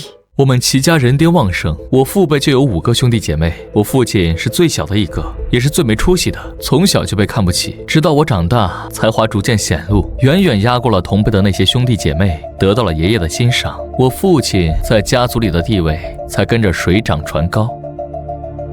我有个小我5岁的弟弟齐越，他出生后没多久，一个算命的跟我爷爷说，弟弟会影响齐家的运势。爷爷一狠心，不顾我母亲的反对，把他送走了。送走了？送去了哪里，只有爷爷和父亲知道。我母亲因为这事独自外出寻找，意外车祸去世了。后来我凭着能力得到了爷爷的认可，就向他提出把弟弟接回来，爷爷同意了。3年前齐越回来了，和他一起回来的还有一个他在孤儿院的妹妹齐玉。齐玉？虽然不是亲妹妹，但想到这些年都是她陪在弟弟身边，爱屋及乌，我也把她当亲妹妹照顾。上个月她被人绑架了，对方点名让我自己一个人去赎人。你应该没那么傻，真的自己一个人去赎人了吧？我当然不会，我早就安排好了人，暗中跟着。但我怎么也想不到，我的计划居然会被对方知道，被人泄密了。那时候我根本没时间去想，满脑子都是怎么救出齐玉。最后我还是只身去了，也就是今天那个废弃工厂。他们没有马上杀我，而是先打断了我的双腿，然后把我扔到了一边。好在乘警及时带人赶到，才把我和齐玉救了下来。这么看，对方更像是特意冲你来的。后来调查结果呢？我当时怀疑是身边的人泄密，可我没想到，最后查到设计了这一切的，竟然有可能是我的亲弟弟齐越。这1个月，我把自己关在房间里，没日没夜的思考，大概想明白了。你弟弟齐越心里不平衡，认为凭什么你可以在齐家过着锦衣玉食的日子，而他却要在孤儿院长大？或许他认为自己这么多年在外面所受的苦，一切都是我造成的。你说我该报复我亲弟弟吗？当然该。对我来说，世界上任何人都没有我自己重要，哪怕是血缘关系，我只在乎爱我的，对我真心的。怪不得你能如此豁达，甚至可以毫不犹豫地对付你亲大哥江姓。没错，是他先要对我不仁，我又何必对他有意？今天我来这里就是为了想明白一些事。看到你今天的所作所为，听到你现在说的话，我明白我接下来应该怎么办了。你能明白就好。江有离，能认识你真的很幸运。嗨，好不好的，说那么认真干什么？不认真，我怕你又怀疑我不只对你这样。好啊，你都已经学会拿我开涮了是吧？我看出来了，你之前就是个假正经。这大概就是近朱者赤，近墨者黑。行了，你的腿我也给你做了个大概检查，明天中午在这里等我，我开始给你做治疗。时间不早了，我今晚还有个重要的事情要解决，就不能再陪你了。好，明天见。王妈，看到幼离了吗？没有，大夫人。不过中午的时候二夫人那边来过，后面跟小姐起了争执，就气冲冲走了。后来我就忙去了，不知道二小姐去了哪儿。二弟他们究竟怎么回事？明明是他们自己一开始不愿意认幼离，现在幼离真的要跟他们断了，他们却又纠缠不清。难不成他们真的以为我跟你认下幼离是冲着老爷子的家产去的？我们要是想争，何必等到今天？在他们心里，如今利益早就大过亲情了。苏苏，别着急，幼离那孩子主意多，很机敏，应该不会有事的。可是都这么晚了，如果没事，他一定会跟我们说一声的。不行，幼离还是没接电话，看来是真的出事了，我得去问问秦玉莲。嗨，大哥大嫂来找我们呀，正好我们要去祖祠，准备跟江幼离断绝关系，你们也一起来呗，做个见证。秦玉莲，你中午去找过幼离是不是？是啊，怎么了？我就是给他个机会，让他认回我们。幼离不见了，给他打电话也打不通，是不是你跟他说了什么，做了什么？哎呦，大嫂，你这话什么意思？他不见了，关我们什么事？你还怀疑是我绑架他不成？到现在还没回去，看来大哥把那个野女人收拾得不轻啊，看他以后还敢不敢跟我作对。伯母，什么不见了？我看他就是后悔了，不想去签什么断绝关系的协议了吧？哼，他昨天说那么信誓旦旦，今天看样子是临时反悔了。大哥大嫂，看来比起你们，幼离还是更想认回我们这亲生父母啊！哎呀，真是枉费你们对他一片真心。不过你们放心，她这样的女儿，我跟阿旭也是不敢认的。秦玉莲，我不是在跟你们开玩笑，幼离现在是我女儿，如果她出事，我绝对不会放过你们。谁怕谁呀？你一个不会下蛋的老母鸡，只会抢别人的女儿，还好意思来我家门口教训我？江阳旭，管好你老婆，让她别乱说话。大哥，玉莲说的也没错呀，你们没有孩子，不是大嫂的问题，难道是你的问题？如果幼离出事，你们一个都别想安然无恙。切，威胁谁呢？还真扮演上好母亲了。她要是出事了，也是自找的，跟我可没关系。江阳旭，以前我只关心素素，所以家里的一切我都懒得跟你争，什么都让给你和你的孩子。可如今看来，正如幼离所说，你们不配。从今天起，江家属于我的一切，我都会拿回来，以后全部留给幼离，绝对不会再让给你们。哼，笑话！大哥，争不过就争不过，还说什么让？你们连个孩子都没有，拿什么跟我们争？就凭一个被我们不要的女儿吗？大哥，是安逸日子过得太久，都看不清自己几斤几两了。哟，那二叔你几斤几两啊？半斤8两。幼离，你去哪儿了？没事吧？打你电话你也没接，害我跟你爸担心死了。我没事，妈，就是来京市也有3天了，想着出去逛逛，结果玩得太投入，一时间忘了时间。那你电话怎么也不接？手机不小心弄掉了，是被江兄带走的时候不小心掉的。没想到爸妈会为了我直接找到这里来算账，这份真心我收下了。没事就好，人没事就好。怎么回事？他明明被大哥带走了，怎么可能安然无恙的回来？难道大哥对他这个亲妹妹心软了？哼，看到了吧，你女儿回来了，好好的呢。张素素，你无凭无据就跑来我家门口兴师问罪，真是莫名其妙。幼离，我们走，现在就去祖祠，跟他们把断绝关系的协议签了。好，签就签。我倒要看看以后谁会后悔。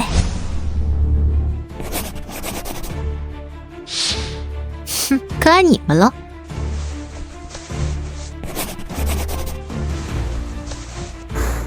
从今往后，我们老死不相往来。我倒要看看你跟着你伯父伯母能混出什么名堂来。二婶忘了我中午说什么了？还是让你儿子小心点吧。痴人说梦，你以为我会当真？行了，今天把你们两兄弟叫来，一方面是为了幼离这件事，另一方面是关于江家家产的事。我年纪大了，不知道还能活几年，有些话今天必须说开。江家的家产，有能力者多得，没能力的就老老实实、本本分分，别闹幺蛾子，至少还能在江家过着衣食无忧的日子。哼，大哥，听到了吗？爸说了，没能力的就本分点，还能保证衣食无忧。跳梁小丑江幼离，二叔，别吼我，你现在没资格了。行了，你们先回去，我跟幼离单独说几句话。大哥，爸刚才的话你也听到，明白什么意思了吧？如今我把持着江家最重要的江氏制药，江姓管理着异军突起的星光娱乐。至于江兆，刚出道就红遍大江南北。大哥，你说你要拿什么跟我争啊？江家的所有家产必然都是我们家的，你就别想了。之前我还顾及兄弟之情，想着以后老爷子走了，东区那套别墅就留给你们养老。可现在你们为了一个江幼离，非要撕破脸，那等家产尽数落入我手中时，我也就只能请你们滚出江家了。爸还没死，你别高兴得太早。大哥，你心态还是一如既往的好啊。没事儿，你就祈求爸多活几年，你也能在江家多享受几年。要不是幼离回来，我真不知道他们一家子竟然这么冷血无情。以前是我天真，觉得兄弟之间不该为家产争得头破血流，他既然看中，就让给他。可现在不一样了，苏苏，为了幼离，我必须争。我们可以不在意，但不能让幼离跟着我们受委屈。我现在只想把全世界最好的都给他。幼离啊，既然你已经回了江家，又认了老大和老大媳妇儿，从今以后你就安心做我们江家的千金大小姐。我不像老二他们一家那么糊涂，把别人家的女儿当成宝。明白，爷爷，我很明白我的身份，我才是江家的真千金。哎呀，可惜跟江永和相比，你叔只读到了初中就辍学了。现在就算想办法让你去读名牌大学也没用，总不能让你这个年纪还从高中开始念起。你自己有什么打算？想学习什么？或者说以后的人生有什么规划？江永和可是被你亲爸妈，被江阳旭他们培养成了京市赫赫有名的才女，这才是他们不愿意放弃她的最重要的理由。其他什么养了20年有感情了，全是狗屁话。爷爷的意思我懂，想要在江家证明自己的价值，就必须比江永和更优秀。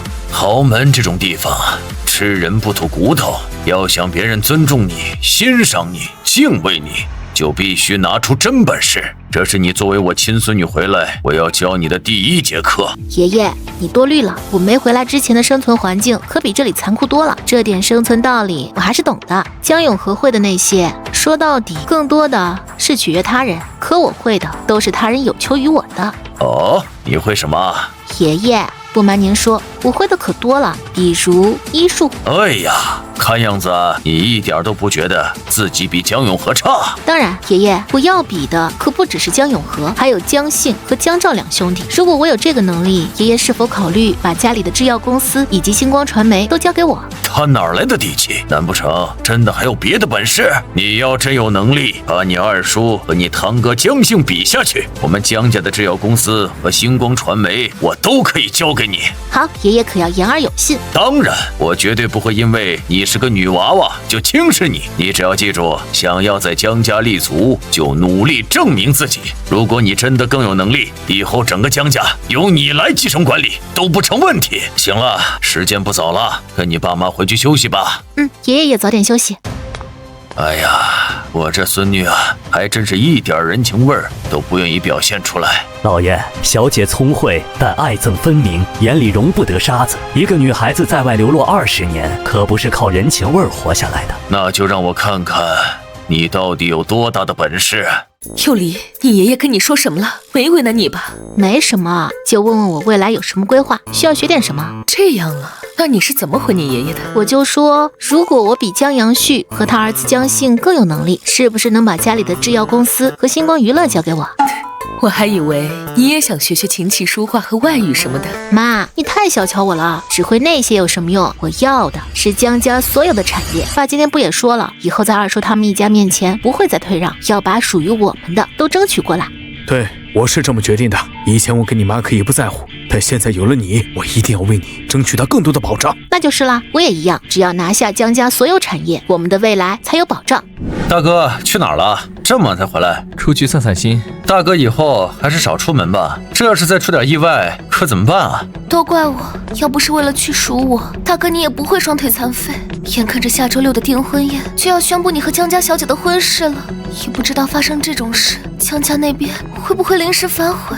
毕竟外头现在都在传，大哥不仅伤了腿，还没了生育能力，这齐家继承人的位置，怕是肯定要拱手让人了。大哥，江家那边不会因为你的腿就真的来退婚吧？小玉，胡说什么？哎，抱歉大哥，我不是有意的，我只是担心你的终生幸福。这要是真被退婚了，不管是大哥你还是我们齐家，都会很丢人的。齐玉，好了，我不说了。大哥，小玉被咱们纵容的越来越放肆了。的确，自从我双腿残废以后，小玉是越来越放肆了，在我面前说话越发不经大脑，连我能不能生育这种话都敢说。她似乎忘记了自己只是齐家养女的身份，是该要管管规矩了。大哥，我回头一定好好管教。不用回头，现在就行。程景，是少爷。小玉，不要在齐家被叫三小姐久了，就真的把自己当我齐家的三小姐了。记住，你不过是齐月从孤儿院带回来的孤女，要不是我可怜你，同意你留下，你现在还在孤儿院里跟人抢食。大哥以前可是最疼小玉的，他只是开了个小玩笑，怎么会让大哥生这么大气啊？只有我觉得好笑的才叫玩笑，如果我觉得不好笑，那就不是。就好比我养的那条狗，只有我允许它叫的时候，它才能发出声音。听到了吗，小玉？以后啊，不许再跟大哥开这种玩笑。好了，知错就改，下次不要再犯就行。少爷，这个齐玉真是个吃里扒外的白眼狼。当初要不是您可怜她，她一个孤女哪能在齐家当小姐？现在看老爷子因为您的腿暂缓宣布继承人的事，他就敢当面嘲讽您了。还有二少爷也是狼心狗肺，当初算命的说他克家，老爷子非要把他送走，是您三番五次的求老爷子才把他接回来。他不知感恩就算了，还把这事怪在您头上，为了继承人的位置，不惜对您下这种狠手。是啊，我始终想不明白，作为我的亲弟弟，齐月怎么可以这么恨我？真的只是为了一个继承人的身份吗？如果他早说他想要，身为大哥我不是不能让，可是现在他既然为了继承权要我的命，那就别怪我不念兄弟之情了。小白可真棒，小黑擅长突袭下毒，小白擅长搜索追踪，小绿嘛……江有离，你再敢拉黑我的号码，你将永远失去成为我女人的机会。这周6晚上，我要参加江家新接回来的真千金的接风宴，你一定没参加过那么盛大的宴会吧？如果你还想做我女人的话，就来找我，我去京市动车站接你，让你做我的私人助理，带你一起参加。记住，这是你最后的机会。我当初是脑子进了多少水，才会就这种普信男，还答应做他的女朋友，简直是我人生的奇耻大辱。不过我的接风宴他也要来，这可太有意思了。不知道他到时候发现我就是江家真千金，会是什么表情？好啊，明天中午在动车站等我，等着吧，等到天荒地老也等不到我。别信，家里的事解决了。已经搞定，这才几天就直接跟亲生父母断绝了关系，真是雷厉风行。既然他都如此果决，我又有什么可犹豫的？齐月、齐玉，既然你们背叛了我，那就一个都别想跑。你跟他们断绝关系，江阳旭没把你赶出江家，我转头就认了伯父伯母做爸妈，他们真的太好了。反正我不管，现在对我来说，他们就是我的亲爸妈。确实，并不是所有的亲父母都会发自内心喜欢自己的孩子。就像我父亲，他并不怎么喜欢我，尤其是在把齐月接回来之后，他所有的关注都在齐月身上。我以前从不介意，觉得弟弟在外受苦，父亲多补偿是应该的，只是没想到我这个弟弟会想要我的命。抱抱，以后咱们结婚了，谁敢欺负我老公，我就弄死谁。好，以后还承蒙夫人多多照顾了。夫君放心，我一定会好好照顾夫君，就是希望夫君一定要好好以色伺候我，作为回报就行了。老大，回到江家后感觉如何？很有意思。叶莹，帮我调查江家如今的产业都有哪些，由谁管理，发展如何？好的，老大。小欢欢，你这腹肌手感不错呢，以前没少练吧？梨儿，你喜欢就多摸摸。当然喜欢，以后天天都要摸。好，我浑身上下只要你喜欢，哪里都给你摸。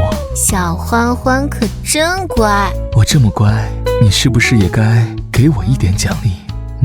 好啊。唉，好好的一个美梦就这么被打搅了。吃吧，今晚带你们去吃自助。算了，反正以后都是我的人，想怎么对他色色都行。老先生让小姐待会儿去大厅一趟。什么事儿？关于江家跟齐家联姻的事儿。终于来了。幼离，你二说二审，肯定是以你才是我们江家千金小姐这个理由，到你爷爷面前说让你替江永和跟齐欢联姻。妈再问你一遍，你确定要嫁给齐欢吗？确认。我还希望越快结婚越好呢，这样就能合法揩油了。什么？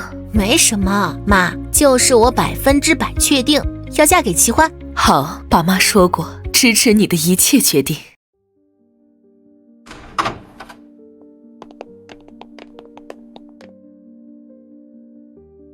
幼离来了，你这次回江家也算赶上好时候了，一回来就能以江家千金小姐的身份跟齐家大少爷联姻。哼，你可真会睁眼说瞎话。要不是齐家大少爷上个月发生意外双腿残疾，你们会想着让幼离联姻？接幼离的时候没见你们积极，如今要幼离替你们养女联姻，倒是积极得很。说起来呀，大嫂，你还得感谢我呢。我让你跟大哥去接幼离，这不，他就愿意认你做妈了吗？也算满足了你有个自己孩子的心愿。是啊，多谢你跟二弟，让我能成为幼离这孩子的妈。哼，不过就是我看不上的，这也值得你高兴。脾气小和，他差远了。你们怎么就那么理所当然，认为我比江永和差？这不是显而易见的吗？你会什么？小和会什么？小和可是济世有名的才女。她会的我也知道，无非就是琴棋书画样样精通，熟练5国外语。你们花了那么多金钱和精力去培养出来的仇人调包的女儿，很值得炫耀吗？无论你多不服气，小和比你优秀是事实。你现在能抹黑她的，就是她有一个不好的妈。不，我并不觉得他妈不好，他妈对女儿是真的好，至少愿意为了让亲女儿过上好日子，干着非法犯罪的勾当。比起二婶这种亲女儿都嫌弃不愿意认的妈，不知道好到哪里去了。幼离姐姐，其实你要是想学，我愿意教你。好，那你现在给我展示展示，我看看你有没有资格教我。周六晚上的接风宴，姐姐要是想看我表演才艺，我倒是可以给姐姐表演，就当是送给幼离姐姐的礼物。给我表演，还是想在其他人面前证明你比我更优秀啊？幼离姐姐非要这么想，我也没办法。她不过就是怕你到时候在她接风宴上压了她风头罢了。想太多了，我的接风宴谁都压不了我的风头。哼，希望你到时候别给我们江家丢脸就不错了，还想出什么风头？那就等着瞧吧，看看你们是怎么眼瞎的。幼离，你看看现场布置，还有什么要优化的细节吗？没有，爸布置得很好。晚礼服那边也已经按照你选的，让人从国外送过来，今晚就能送到，明晚的接风宴你就能穿上了。好，今晚送到了，我就试试。有离，你穿上肯定会很漂亮。我选的都是国际最有名、最难求的晚礼服，绝对不让人压过你的风头。我就是不想让你被人欺负，被人压上一头。毕竟，如果不是当年被调包，你本就该是父母宠在心尖上的明珠啊。现在是爸妈你们的掌上明珠也不迟。今天就开始替你治疗。这个治疗过程会很痛苦，而且需要你100%的配合和毅力。好，你尽管放手治疗。不愧是我看上的男人。腿毛很性感。你喜欢就好。那必须喜欢啊，不喜欢我能答应跟你订婚啊？江家已经跟你挑明了我们2家联姻的事。今早上我爷爷刚提的，他说我才是江家真千金，理应跟你联姻，我答应了。爷爷还让我有时间多找你相处，说是增进感情。江老爷子说的对，我们是该多多相处。要是实在痛得厉害，不用忍着，我有止痛药。不用，我想记住这份疼痛。今天的治疗搞定了。如果3个月真的就能完全痊愈，我们的婚礼就定在3个月后，怎么样？我可以啊，就怕你到时候腿好了，自己后悔了。胡说，这辈子我就认定你了。那行，咱们到时候就把婚礼定在3个月，你腿好了之后。那我先走了。你是怎么认识齐欢的？齐欢主动找的我啊，他看上我了，想娶我呗。哼，你不会真以为齐欢真心想娶你吧？只不过是因为他现在双腿残废，所以不想耽误了小何，退而求其次才选择娶你。可惜啊，江永和就算愿意嫁，齐欢现在还不乐意娶呢。毕竟怎么看他都明显喜欢我，对江永和没意思。真不知道你哪来的自信，明明比小何差远了。我有把握的事当然自信，就像我自信你不敢把自己右腿经脉被我挑断的事告诉其他人一样。这个疯子，我确实不敢。他下的毒发作起来有多痛苦，我不想再体验第2次。下车，不会路都走不了了吧？这么不甘心啊？谁让你昨天要来找我的麻烦呢？不然你也不至于落得如此下场。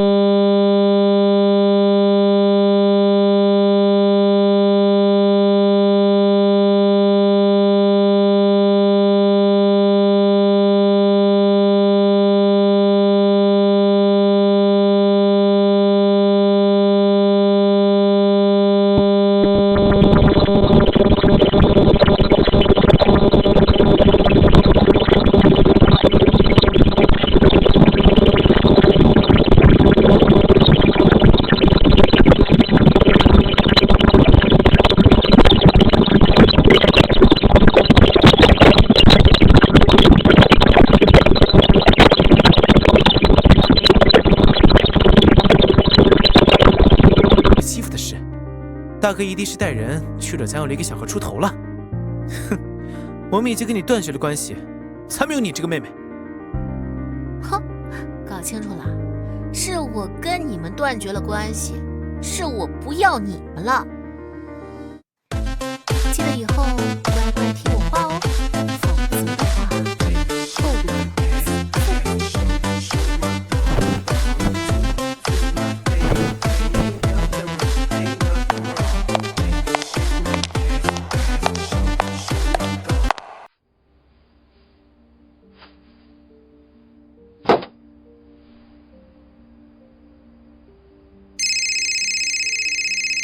应该是让叶颖调查江家如今产业情况的汇报。说吧。老大，你昨天让我查的江家所有产业，我都查到了。江家如今所有收益的大头，主要还是来自于江氏制药公司。接着说。其次，收益最多的便是星光娱乐，如今由江姓管理，倒是做出了一些成绩。这些年连续签下几个有潜力的新人，拿下几部小爆款。只不过一直没有出过一部3S 级的大爆款。因此，江姓近期想要签下知名大神作家离原上最后一部没有卖出去的小说版权。江姓想靠买下我的小说版权，拍出爆款电视剧来拯救星光娱乐，可惜他永远没这个机会了。人工智能啊，人工智能在未来的发展潜力巨大，而且具有广阔的应用前景。幼离，你在房间吗？在呢。幼离，快进来，我给你订的晚礼服送到了，你快试试看合不合身。好啊。很合身，太漂亮了。幼离，明天晚上你一定是最瞩目的公主。紧张吗？不紧张啊，小场面。我担心他跟你二叔二婶一家会想办法在宴会上刁难你。妈，你不用担心，不管他们有什么招数，我都能应付。江永和、秦玉莲，你们最好准备点有意思的节目，不然这接风宴可就太无聊了。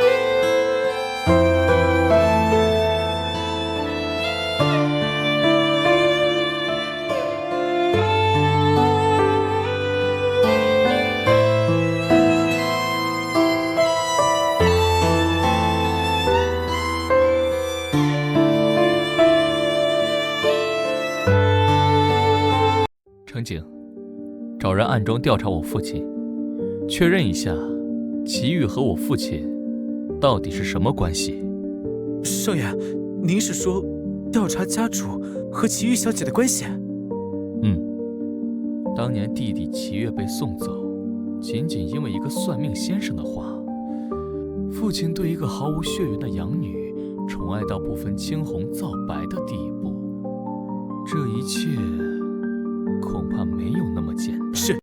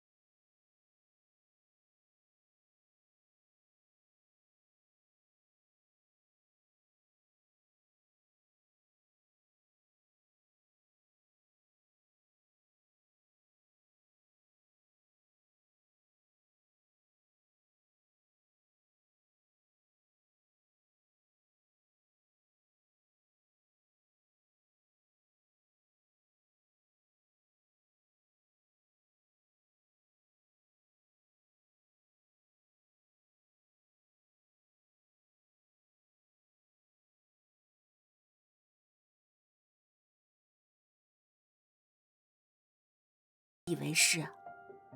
自以为是？好啊，江有林，你倒是给我们证明自己身上穿的晚礼服才是正品，然后说说看有什么证据证明？我会证明的。季老先生，各位先请入座吧。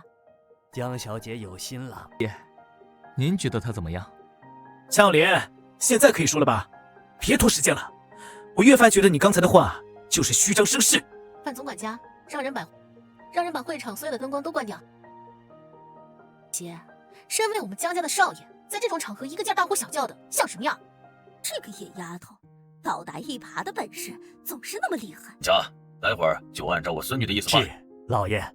各位想必都知道，我跟江永和身上的晚礼服究竟谁穿的是高仿，谁穿的是真品。所以各位嘉宾不介意的话，待会儿允许我将会场的所有灯光关闭1分钟。在这1分钟里，我保证在场所有的嘉宾都不会有任何危险。那当然，我亲自出马这小孩拿下的这件晚礼服，怎么可能会是高仿？还是算了吧，既然怎么说都是尤里姐姐的接风宴，穿了跟尤里姐姐一样的晚礼服，确实是我的问题。我现在就去换。不必了，既然你都故意穿的跟我一样的晚礼服出来，打算让我丢人了，现在何必假惺惺半途而废？尤里姐姐，我真的没有这么想。赵儿这是怎么搞的？怎么又被人抓到这么大的把柄？赵儿，瞧你干的蠢事！我早就告诉过你，专心搞你的事业，别总把心思放在这些没用的地方。现在好了，当着整个上流社会的面，给我江家丢人现眼！行了，要打就真的把他打死，舍不得就别在我面前跟着他一起丢人。爸，我今天就打死这个逆子！江阳旭，他可是你亲儿子，你敢？爸，你要打就打我吧，二哥都是为了我，想替我在这个家争一口气，才会犯下这种糊涂事。千错万错都是我的错。爷爷，这件事跟小何没关系，是我的主意，是我心疼小何，看不得他因为江有林回来就受委屈。你要罚就罚我一个人。二哥，你别把责任都揽在自己身上，如果不是我，你也不会让 Kitty 姐去做这种事情。小何，我说了，跟你没关系。爷爷，我认罚，只求你别激怒小何。糊涂蛋，到现在还护着他。尤里啊，这件事别管他，你看该受的该怎么处理？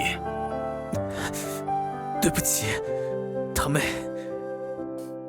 没关系，堂哥下次可要注意点喽。还不带你妹妹回去换衣服？今晚的事儿，让齐老先生见笑了。没事儿，要不是有你这孙子这么一闹，我还不知道我孙子齐欢看上的媳妇儿这么聪明能干，深得我心呐。齐老先生对我这孙女儿有那么高的评价，是我孙女的荣幸啊。今晚是我江有离回江家的接风宴，虽然出了点小状况，但也已经解决，所以接下来希望到场的嘉宾们能够吃好喝好，晚些时候还有精彩的节目送给今晚来给我捧场的大家。所以他之前是故意耍我出气吗？该死的，我为什么要跟他分手？如果当时不赌气，江有离现在跟我就是真正的门当户对，哪还有什么身份不匹配的问题？说话的这位就是你们的女儿吧？可真是落落大方。爸，我想娶她做我老婆。段先生，这位是？也是我刚接回来没多久的儿子，不像桂芊芊一样，他还不太懂规矩。段景涵，让你跟我来参加这次接风宴，是为了让你多跟圈子里的少爷千金们结交。你在这胡说八道些什么？刚才站在爷爷旁边的就是你弟弟齐月。你们兄弟俩看起来不太像啊。是说我比他好看多了？跟你说认真的呢，你倒贫起来了。确实，有不少人都说我跟他不太像。你就没怀疑过什么？以前是不想怀疑，也没有必要去怀疑，但现在确实有些事让我不得不怀疑，我已经让乘警去查了。小梨儿，你那个前男友从进门开始眼睛就没离开过你。管他呢，他要是敢来我面前闹事，我就让人把他赶出去。自从我双腿残废，还真是阿猫阿狗都敢给我脸色看了。一个刚认祖归宗的暴发户也敢公然觊觎我的未婚妻，不急，就让你们再狂欢一会儿，之后我会一个一个收拾干净。二哥，爸那一巴掌打得疼吧？不疼，一点都不疼，我只是恨自己竟然又在江有林那个丫头身上栽了跟头。二哥，看到了你和大哥因为我3番2次受挫，我真的很愧疚，所以你们别再为了我出气了。我以后在他面前夹着尾巴做人就是了。小何，别说这种丧气话，凭什么？你在江家受宠20年，凭什么他一回来就你受委屈？我绝不允许！你不用屈服，我不会轻易放过他的。二哥，小何，别难过，我向你保证，只要有我在，就绝对不会让江有林一直欺负你。又出事了。被爸打了。大哥，我实在想不明白，江有林那个在乡下长大的野丫头，究竟是怎么认识搬来那种国际顶尖设计师的？江有林？难道我这个亲妹妹真的有那么优秀？切，我想这些做什么？就算她比小何优秀又怎样？我喜欢的是和我朝夕相处20年的小何，在我心里，小何才是我的亲妹妹。大哥，今晚的接风宴你真的不去了吗？等小何换好衣服，我跟你们一起过去。好，这次晚礼服的事是我疏忽了，连累小何受辱，这回过去，我们一定要让小何重新打个漂亮的翻身仗。大哥，二哥，我换好了。走吧。接下来还有什么节目？接下来就看江永和的表演了，毕竟人家想抢我风头，我得给他个机会不是？他可是在我跟前自卖自夸过，说自己琴棋书画样样精通，而我除了种菜什么都不会，还要主动教我呢。再次感谢今晚来参加我接风宴的各位嘉宾，除了吃好喝好，当然还要有节目给大家助助兴。怎么，听江有离这话，他要给我们展示才艺了？他能有什么才艺？乡下来的，总不能是表演种地吧？我们江家有座楼叫逸新楼，我刚回来不熟悉，还是我们江家的养女江永和告诉我，这座逸新楼是专门给江家千金和少爷们学习的地方。江有离这个贱人，他该不会是要把之前的录音公然放出来，毁了我的名声吧？二哥，有离姐姐她在这个时候提起那天的事，是不是想把录音放出来，当着这么多人的面羞辱我？江永和说，他从小到大就是在逸新楼里跟着高薪聘请来的私教老师学习各种才艺，琴棋书画各国外语，他都样样精通。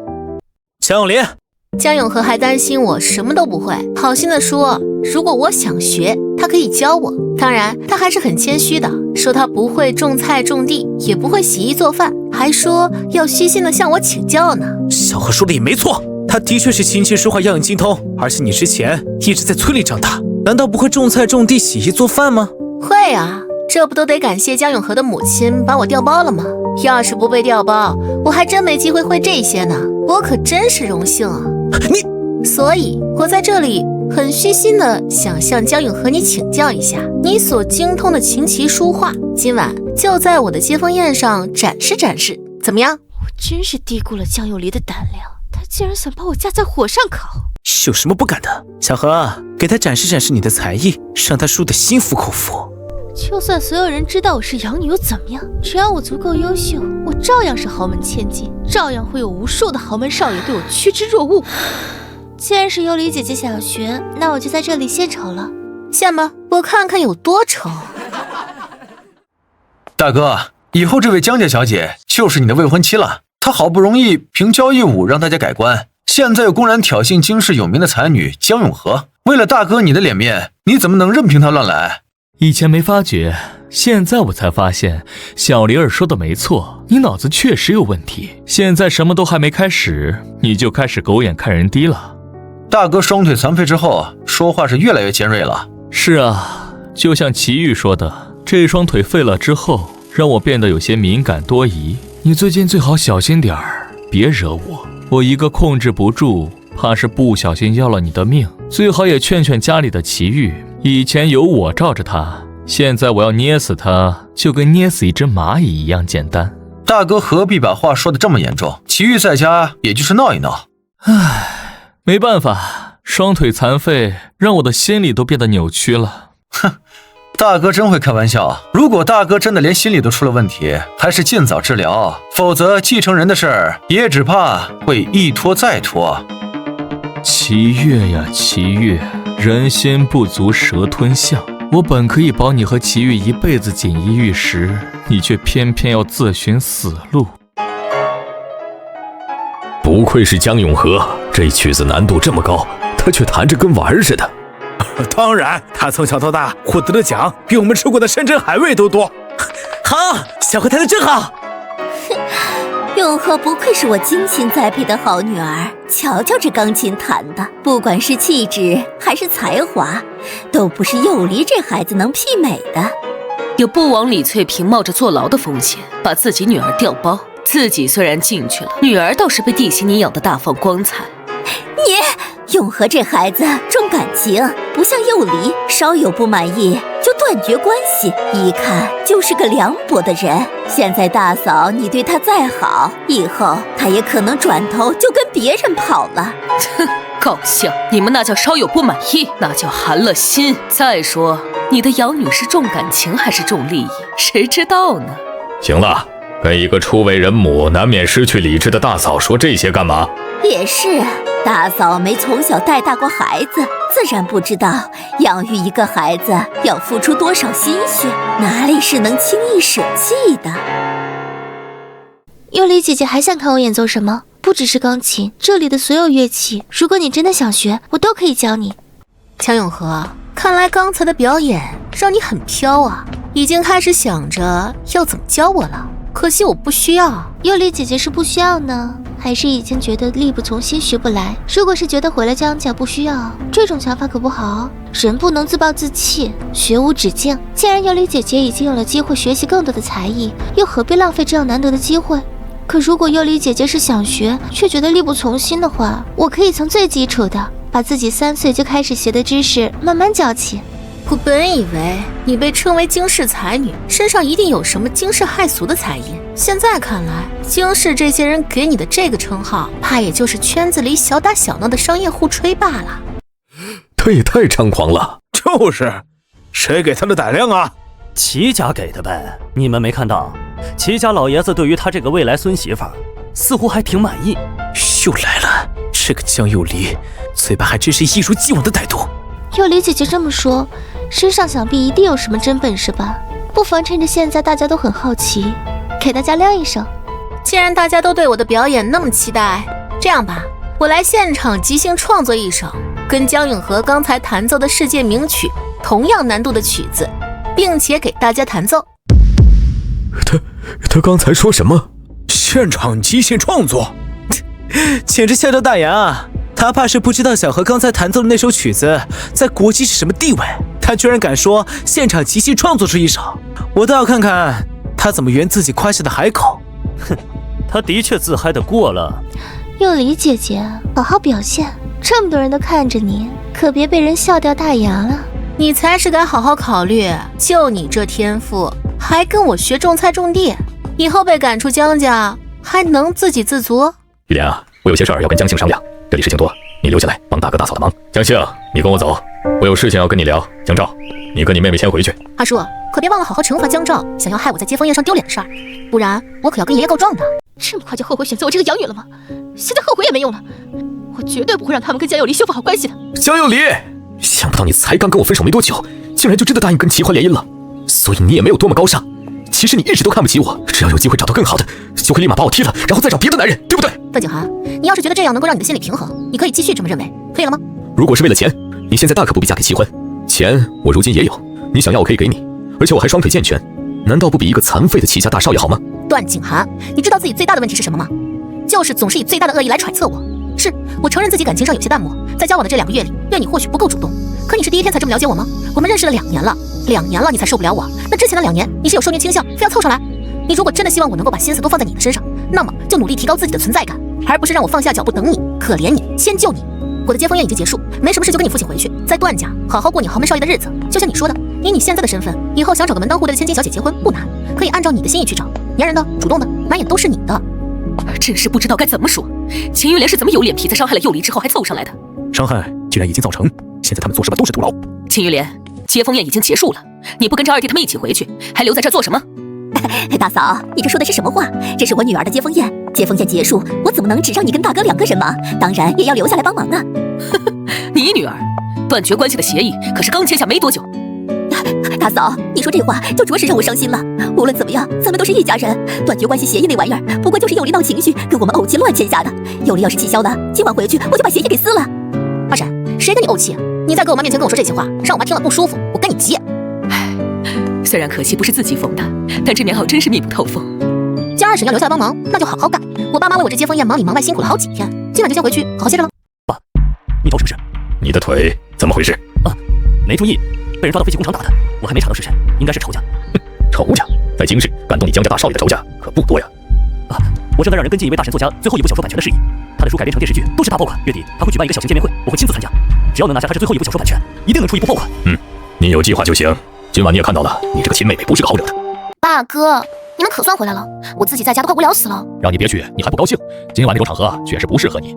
大哥，今晚见到江家那位刚找回来的真倩倩了吧？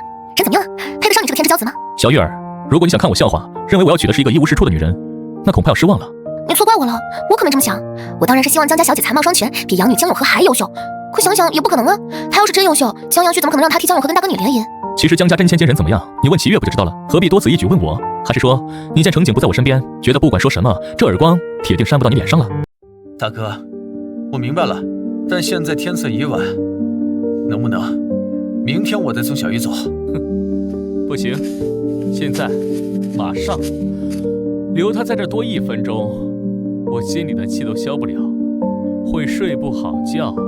你要是实在不放心，今晚就跟她一起离开。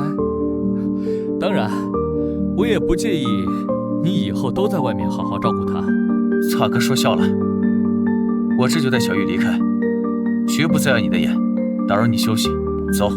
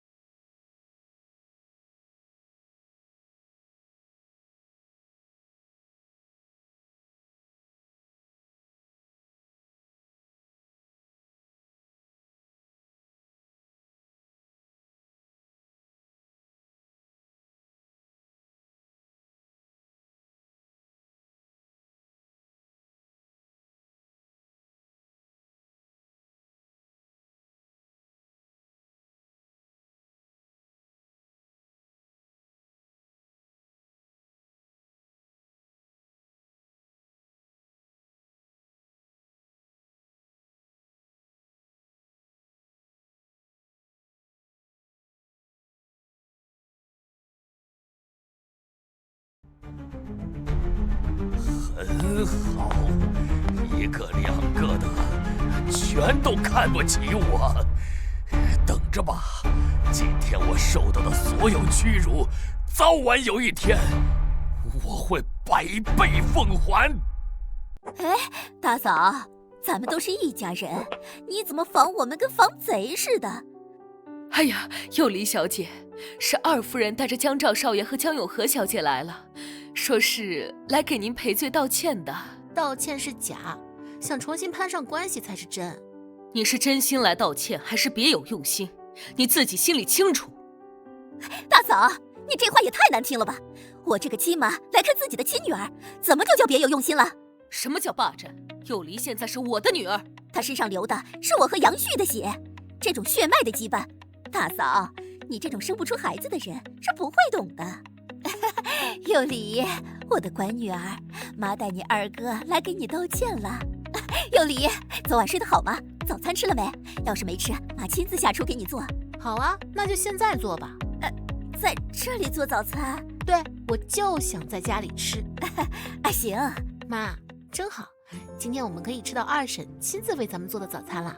幼离，我是说，专门单独给你做的。爱做不做？行，我给你们娘儿俩一起做。永和，你回家一趟，把我那款顶级的燕窝拿过来。饿了吧？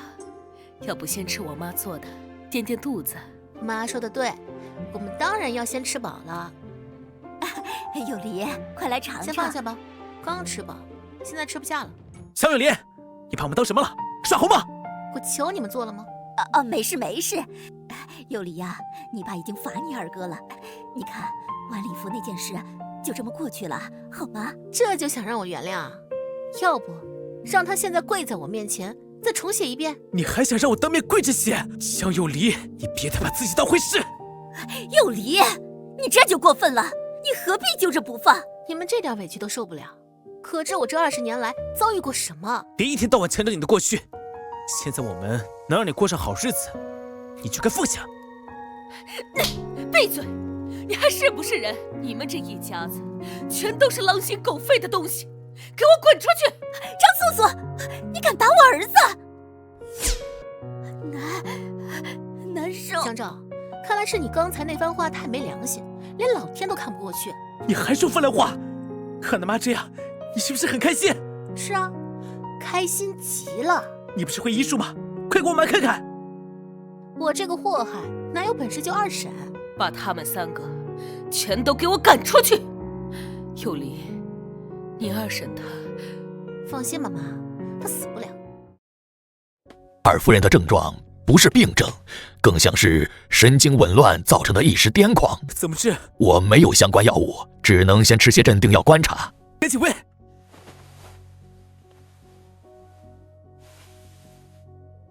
二哥，你看这是什么？妈变成这样，该不会是幼离姐姐动的手脚？她怎么能这样？她有什么不敢的？二哥，谢谢你还在乎我，我以为昨晚让你失望了。你是我疼爱了20年的妹妹，我永远不会放弃你。有二哥这句话，我就知足了。只要能留下来，多少委屈我都无所谓。喂，哥，妈出事了，是江有离干的。什么？怎么回事？今天妈去找江有离和好，结果莫名其妙瘫了，我们在她身上发现了个针。知道了，你和小何好好照顾妈，我很快回去。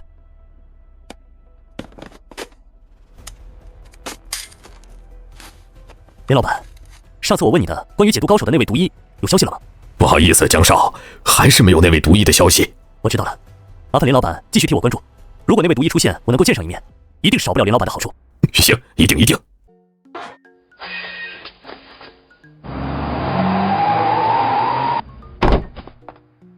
大哥、二哥，你们怎么站在这儿？小何，周一哥，今天真的谢谢你了。别这么客气，你愿意找我帮忙，我很高兴。明天我来接你。明天见。这就是你之前说那个作家朋友，开这么廉价的车？他就是个写小说的，虽然挣了点钱，但肯定买不起100万豪车。就他这穷酸样，我真怀疑他到底认不认识大名鼎鼎的黎元上。小何，你可别被骗了。应该不会吧？我就有个好消息要告诉大哥，黎元上大神答应跟大哥见面了。啊，真的？那太好了，这可是天大的好消息。张毅说的那个朋友，原来就是江永和，有意思。小何，这次真是多亏了你。大哥，你说的是哪里话？我是你妹妹，能帮上你的忙，我最高兴了。大哥，你就放心吧，小何亲自出马，他那个朋友肯定会全力帮忙。我敢说，这次见面你100%能拿到版权。这么自信啊？这才刚约上见面，就觉得人家黎元上一定会把版权卖给星光娱乐了？偷听我们说话。这是车库，不是你房间，我路过不行吗？倒是你对江永和那么有自信啊？哼，小何的人脉是闹着玩的，他跟你可不一样，认识的都是有本事的人。既然答应见面，说明这事8九不离10了。真不知道你哪来的底气，还敢大言不惭说要毁掉我们的事业？怎么，难不成你还认识黎元上，能阻止他把版权卖给大哥？对啊，我确实认识，而且也的确可以让黎元上不把版权卖给江星哦。就你认识黎元上？不信就算啊，尤里姐姐，我知道你很想证明自己比我强，我也承认昨晚你赢了。但是人脉这种东西不是一朝一夕就能有的。姐姐你在村里长大，认识的应该都是些农民吧？又怎么会有机会认识林林原上这样有名的大作家呢？那废什么话？走，小航，我们回去好好庆祝，别理这个只会吹牛的疯子。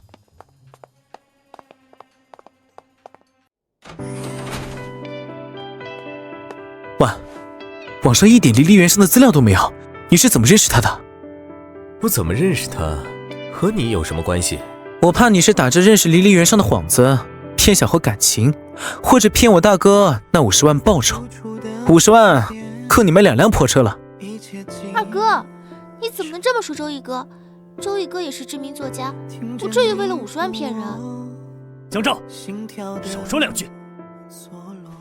周先生，已经12点了，要不你打个电话问问离离原上大神，大概什么时候能到？江有离，你来这里做什么？因为我就是你们要找的离离原上。你开什么国际玩笑？是啊，尤里姐姐，不要胡闹了。要是一会儿得罪了真正的大神，耽误了正事，爷爷知道了是不会原谅你的。版权合同在我手里，快看看吗？你真是离离原上？不，这不可能！如假包换，可惜了，江大总裁，我永远都不会把版权卖给你。江星，版权你拿不走，星光娱乐总裁的位置恐怕也做不长了。有离，